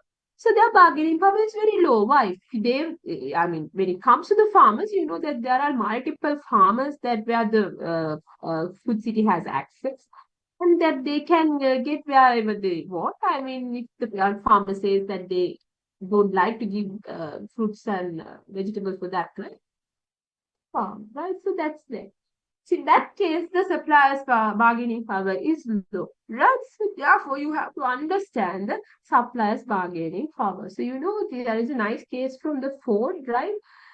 After production වලදී කතා කරන marketing වලදී, right? So when you're talking about the Ford ළමයි, Ford ගේ අර කියන ඉස්සෙල්ලම Ford වෙන company එකක වැඩ කරලා automobile company එකක I can't remember the name, right? So then at that time there was a huge demand for the cars, that mean the delivery wagons at that time, right? So but Ford could produce only 12 vehicles, so there was one reason. I'm not going to talk about that reason, but anyway he stepped down and he just came out and he made his own business, family business, which is known as a Ford, right? So then he realized the importance of having their own supply channel. So he made even a subsidiary supply company under the Ford name, right? So in order to create his Ford vehicle, he got the specific type of vanadium steel. Steel like a normal alloy, he used something called vanadium steel, which was stronger as well as lighter. Right, so that made huge difference in his Model N and Model T cars, as I can remember. So then it became a kind of a more successful commercial car in US at that time. So that's why he became the top automobile seller at that time in US as well as the globe, right? So he's the person who produced the first commercial cars, not the first car, commercial cars, right? So when he got the credit for it, right? So when we're talking about this vanadium steel, so he had a kind of a nice channel, right? So in order to get the vanadium steel, he had a contract with the Fannery Brothers. So the Fannery Brothers, they give the vanadium steel to build the Panama Canal, and rest of the stuff that they supplied to the Ford automobile sector, right? So this is what happens. So I'm telling this in order to describe you that how important it is to have a kind of a good supply channel to create a good business, right? So you have to have reliable input source, right? And then talk about the distributors, right? So why the distributors are important and how they can directly impact toward your businesses, right? Uh, you don't make profit by just producing the product. Product එකක් produce කරා කියලා විතරක් ඔයාලට profit make කරන්න බෑ. You have to take it to the customers, right? So you have to produce the product and you have to take it to the customers. If not, that you won't be able to create profit. So who can take your products to the customer? It's really nice if you can take your product by yourself. But it's not always possible because you don't know who your customers are and where your customers are. So it's a little bit difficult for you to take them to your customers because you're not expertising it and you don't have information, you don't have money, you don't have transport vehicles, you don't have knowledge. Therefore, you have to ask for the help of an intermediary. That we call them as the distributors, distributional channels. So the distributors come in many forms. They might come in wholesalers, they might be there as retailers, they might be there as brokers, agents. So there might be there might be many types, many forms of distributors. But when we talk the distributors, so the most significant and the one that we cannot forget is retailers. So when we talk the retailers, that their landscape, their footprint in business is really huge. Why I'm saying like this, if you just think about the Cargill's Food City, so if you just think about the way that we have shopped 1 or 2 decades before, right? So when I was small, you just think, right? When you just think about when we were like 15, just think 2 decades before, right? 2 decades before මගේ අම්මලා තාත්තලා මම දන්නේ ඔයගොල්ලෝ young crowd එකක් නම් ඉන්නේ මගේ අම්මලා තාත්තලා කවදාවත් food city එකට ගිහිල්ලා එහෙම බඩු අරගෙන මාසිකට සැරයක් ආපු crowd එකේ හිටපු අය නෙවෙයි. ඒගොල්ලෝ හැමදාම කරේ ළඟට ඔෆිස් වලට එනකොට ළඟ තියෙන කඩකින් ළඟම තියෙන කඩකින් එදාට නිකන් ඕනේ බඩුවක් අහම අරගෙන ඉවර වෙච්ච බඩු අරන් ඉන්න විදියට තියෙන්නේ. So that's how they did their shopping. So that's the way that they their shopping behavior. But nowadays, none of us go to our nearest shops. What we always do is that we go to the supermarket, retail shop, and then we buy whatever the things that we want for a month. So this is how we buy them in a bulk. So we used to have the bulk purchases, right? So most of the time we use the retailers like the Groma, Cargill's, Furkies, Love, 7 Star. So there are many. There's some small and medium retailers too. So when we talk these retailers, so their influence on small and medium enterprises is really huge. Suppose you think that something like condiments and the spices, right? So when we're talking about these spices and condiments, so when you buy everything, so if your particular brand is not available, so you won't go for another shop. So you buy whatever the spice that is available. The තියෙන spices ඒක නම් අපි මේ මිරිස්තුරු packet එකක් හරි කහ එකක් හරි අපි තියෙන එක කරන් එනවා ඒ වෙලාවේ අපිට ඕන එක නැත්තම් කරන්න දෙයක් නැති ඉන්න මොකද අපිට යන්න වෙලාව නැති අනිත් එක. So එතකොට ගොඩක් food city retail shop outlets වල තමන්ගේ own brand එක තියෙනවා. So what can they do? So if they don't give a space for these small and medium enterprise production manufacturers, what can happen? So they don't have a space to sell their products, right? So that they can destroy the life of this small and medium enterprise products through their own brands. This is something really important to understand, and also there is a criticism against the distributional channels. So when it comes to here, rather than in Sri Lanka, if you just think about the global platform, so this criticism is huge against retail channels like Walmart, Asda, right, Sainsbury, Tesco, for them, right? So therefore, you have to understand that distributors, if you just think about the Walmart, it says that Walmart is a US-based company, but still it's diversified in many regions so that they generate profits, huge profit, right? So when we're talking about the Walmart, So their turnover is sometimes more than the GNP of some small countries. So just think about the influence that they can make towards some small businesses. So they say some of the small and medium enterprises that they cannot survive if they do not come with the Walmart brand name. So this is something you have to understand, right? So the distributors, how they can impact towards your organization. And the next thing is the customer. So this is the first one actually. Customer is the one that basically who can really impact towards your businesses because he's the one who's going to buy your product. If they don't buy, then you don't have a business, right? So this is why we say customer is the king.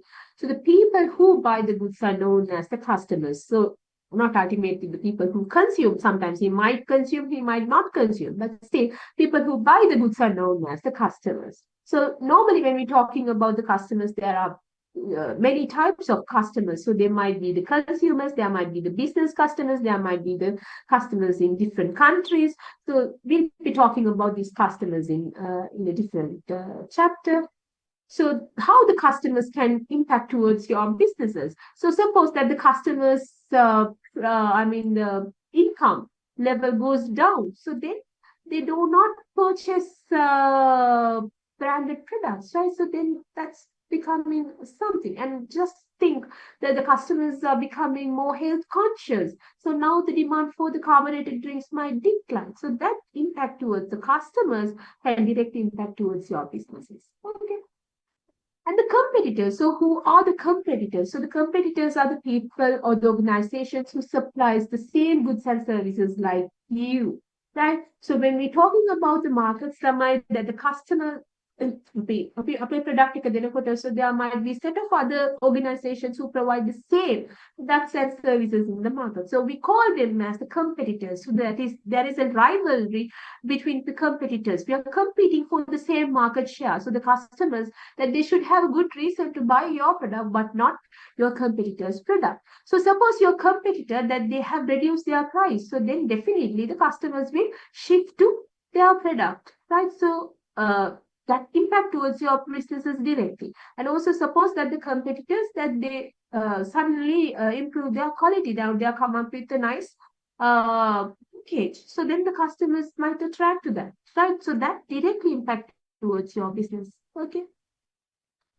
And now we are going to talk about the macro factors or the general factors, right? So when we're talking about the macro factors, so Karen, mic එක කන්න නැතිනම් please switch it off.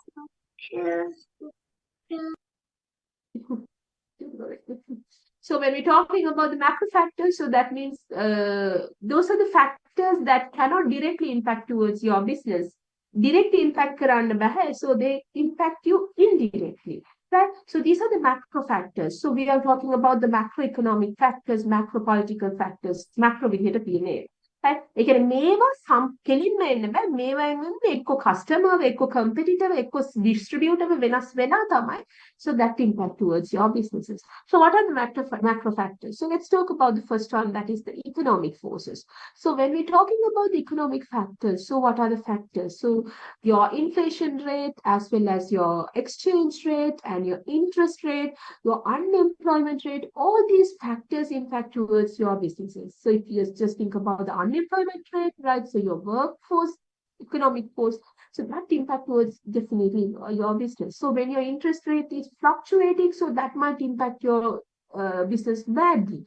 And also when you're talking about the exchange rate, so when it comes to the US dollar, you know that now still these days it's a little bit stable. But if you just think about the last couple of years, that it has been drastically changing. So it's really difficult for us to do a business in here, this kind of a landscape, right?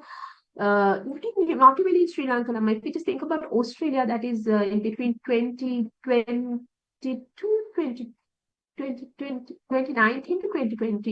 So there was a high fluctuation in Australian dollars just because of these bushfires as well as the global pandemic, right? So then most of the automobile companies that they have taken their head offices as well as operating offices from Australia to some other destinations, right? So that same thing happened in Sri Lanka just because of this dollar fluctuation. So there were many apparel companies, apparel organizations that they have taken their head office from here to Singapore because they knew that it's really difficult for them to deal with these fluctuations, right? Because sometimes it's increasing, sometimes it's decreasing, specifically in the automobile market too.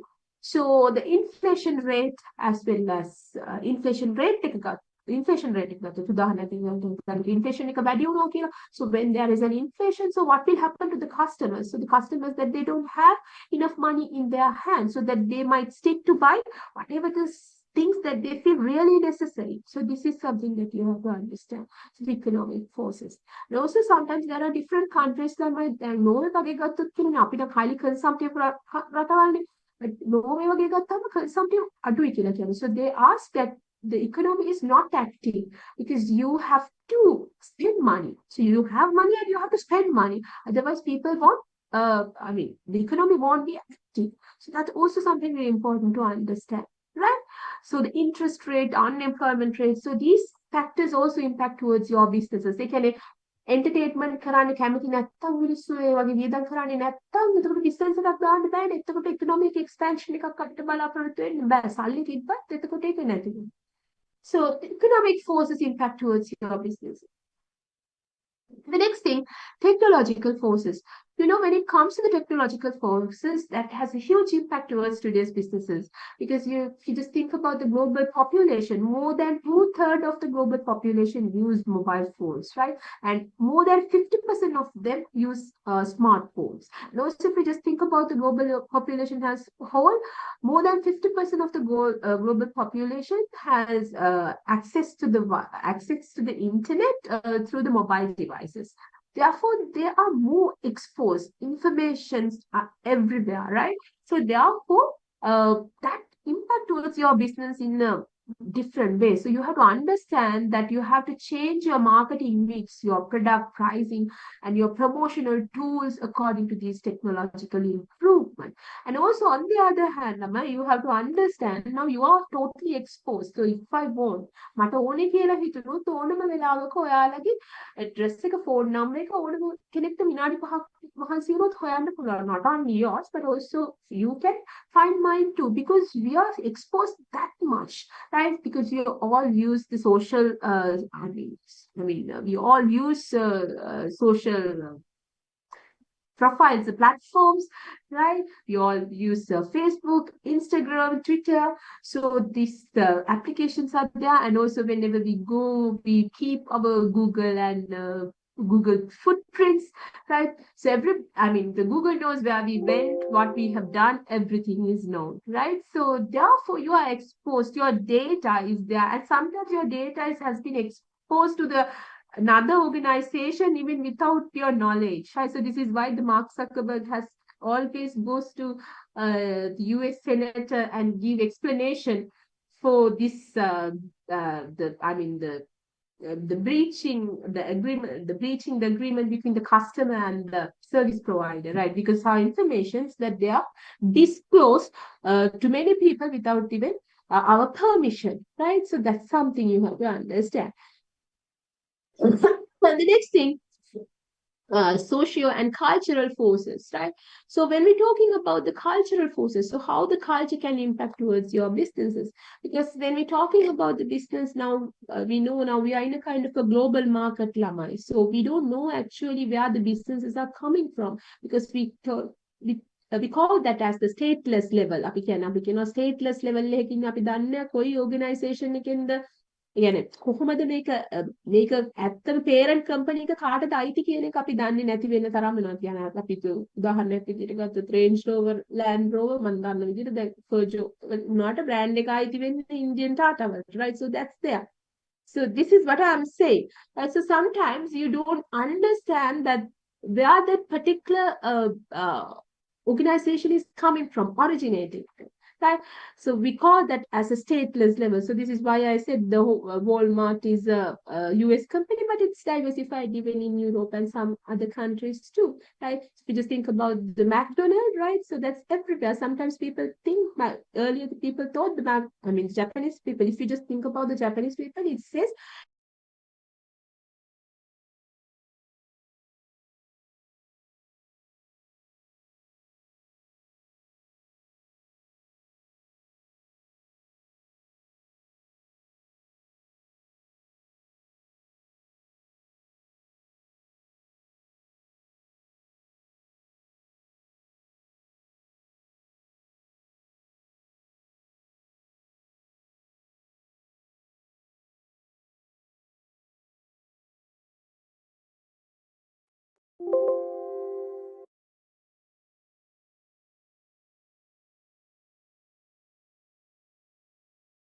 that has not Recording in been progress. tapped, right? So where you can move. So when you move to another country, so you have to understand the cultural differences. Sometimes you cannot take the product as it is and fit to the other countries. The best example is the McDonald's. So when they were taking the McDonald's to India, so there was an utter failure. It took them 1 year to understand the fail behind their beef burgers. So then only they have realized, okay, the cow is a kind of a sacred animal in India. So there was no demand for the beef burger, and they had to replace the lamb burger with the beef burger in India, right? So you have to understand this cultural difference. And also there is another example which I always use. People who have learned from me that they know this. So the LG Electronics, right? So LG Electronics, it's a kind of Korean company, right? So that they have a good history of like customizing the things according to the different cultures and different nations requirements, right? So that, you know, when it comes to Korea, that there is a food called kimchi, which is made out of cabbage. So it's really difficult to keep the cabbage in refrigerator because it gives you a bad odor, right? So then what this company did, that they made a kind of a refrigerator with a small compartment to keep the kimchi food. So this is how the compartments came into the refrigerators, right? So then they made a kind of a small compartment to keep the vegetables separately, so without making order, right? So then this became a kind of an essential household in every Korean household, right? So the small cultural difference can make a kind of a huge impact in the businesses. So you have to understand, right? Uh, so that's about it, and so socio-cultural factors. And when it comes to the demographic forces, so what are the demographic forces? So the demographic forces, in a sense, that the changes in the population. Sometimes you might see a population that it's a kind of an aging population. So if you just think about most of the countries today, that they are aging, right? Not only Japan, right? So if you just think about Sri Lankan population, it seems like a aging population. So when there is an aging population, so how might it impact towards your business? ඒකෝයාගේ business එකට impact කරන්න පුළුවන් වෙන්නේ කොහොමද? So when there is an aging population, so that means in future that you have a crowd who have a high disposable income with a big pension, and they have a good disposable income, they're ready to pay for it. So you have to think about their demand. Sometimes that they might be looking for the paid elderly homes, that there might be huge demand for the senior citizen accounts. So you have to think about it. And also the working women. So when there is a huge, when there is I mean, increase in the working women force. So what will happen? So they have to keep their, they have to put their, kids in daycare. So there might be a huge demand for the daycare, as well as there might be a huge demand for the fast food chains because they work now, they don't have time to cook, right? So they might go for some snacks, small snack bars to the Kellogg's, that they have good opportunity, and also they might focus towards their body appearance. So then they might use the gym instructors, and the gyms are there. So these are the stuff. So you have to think about the business opportunities that come up with the demographic changes, right? And also the political and the legal forces. So, you know, the political factors. So normally sometimes some people, some organizations, so they don't like to they don't like to come and visit, not visit, they don't like to locate their businesses in the countries where they have unstable unstable the parliaments, right? Again, parliament unstable now, political environment unstable now, so they don't like to come and put their businesses here because that there is a huge risk. And also there sometimes they feel like that they're in some position that they might take over our businesses. So there is a huge risk of establishing the businesses in these kind of areas. And also some legal forces, you know, political and legal forces ගැන කතා කරනකොට corruption index එක ගැන කතා කරන්නත් වෙනවා, bribes and all these stuff. You know, the corruption index කියන්නේ corruption එක අනුව you can rank the country. So on top you have the less corrupted countries. At the bottom, you have most corrupted countries. And as I remember, we are at the 102 or somewhere. So we are basically we are a kind of a corrupted country where you have to bribe to do most of the businesses. So in that case, people do not like to do the business in these kind of countries. So when people were taking the garment factories to different destinations, Haiti was also one of the destinations. But then people decided not to go there because of these small thug communities, because you had to bribe them, right? And also, so these are the reason, right? And also the legal forces. Sometimes some laws are there, right? Some kind of transactions are prohibited in some countries, right? So if you just think about the cannabis being, right? So we cannot trade here in Sri Lanka, but when it comes to US and some of the regions in Australia that you can trade them, right? So when it comes to the labor laws, some of the labor laws are very strict in some countries, right? So you have to think about this. And the global forces, as I said to you before, so we are in a kind of a global platform, so global market, so the entire market is a globe. So there are many trade agreements, right? So අපි සාමාන්‍යයෙන් global force එකේදී අපි කතා කරනවා. So the trading, so we freely trade with the other countries, right? So but although we freely trade, sometimes you have to have restriction in order to protect your own countries. For an example, if you just think about the large economies like China and India, so it's really difficult to compete a Sri Lankan producer with these large economies, right? So because their production cost is very low, because that they produce things in very large quantities, their production cost is very low. එතකොට production cost එක යාලගේ අඩු නම් යාලට අඩු ගානට දෙන්න පුළුවන්. යාලගෙන් අපි ලූණු ගත්තොත් මෙහෙට ගෙනල්ලා ගත්තත් ඒ ලූණු විකුණනකොට ඒක අඩුවට දෙන්න පුළුවන් අපේ ගොවියා වවන ලූණු වලට වඩා අඩුයි.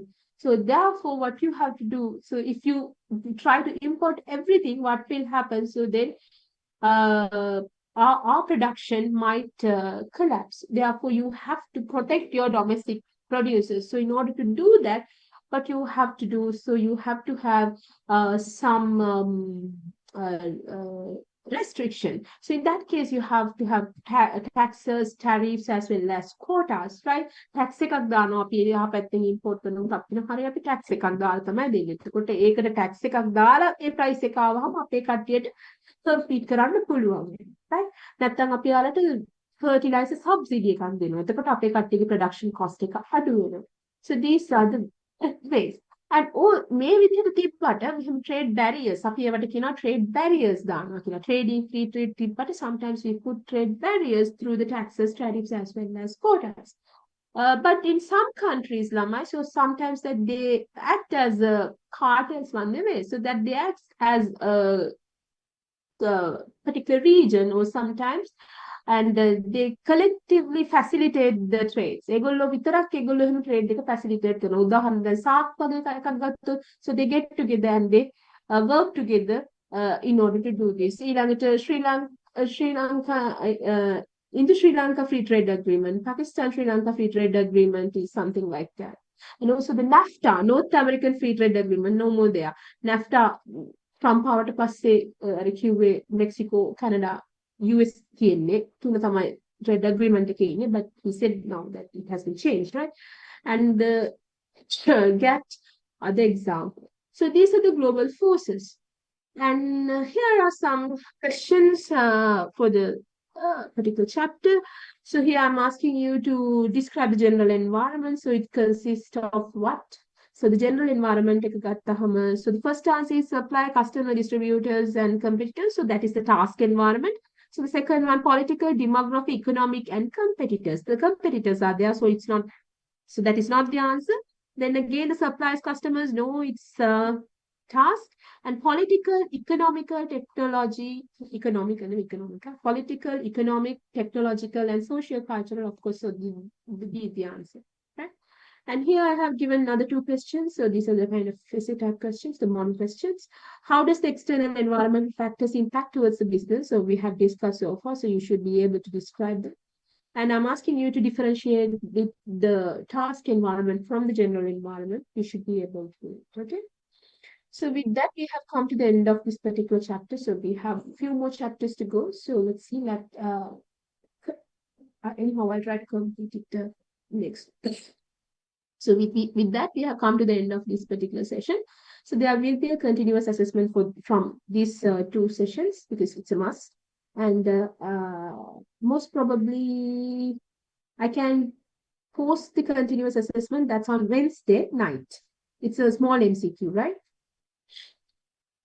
From 8 to 9 night. Huh? Okay, with that, we have come to the end of the session. So if you have any question, you can ask. If not, we can wind up the session.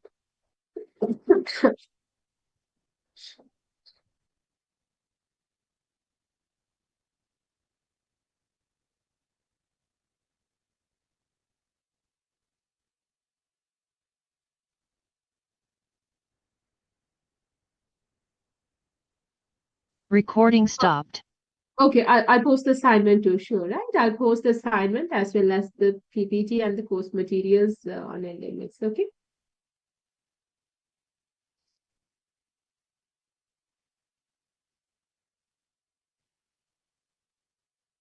Absolutely.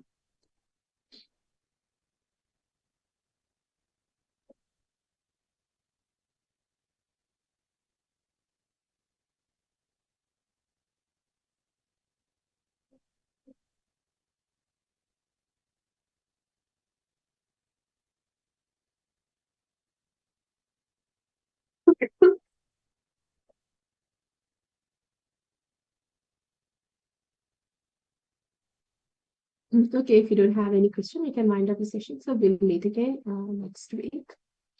Mm, okay.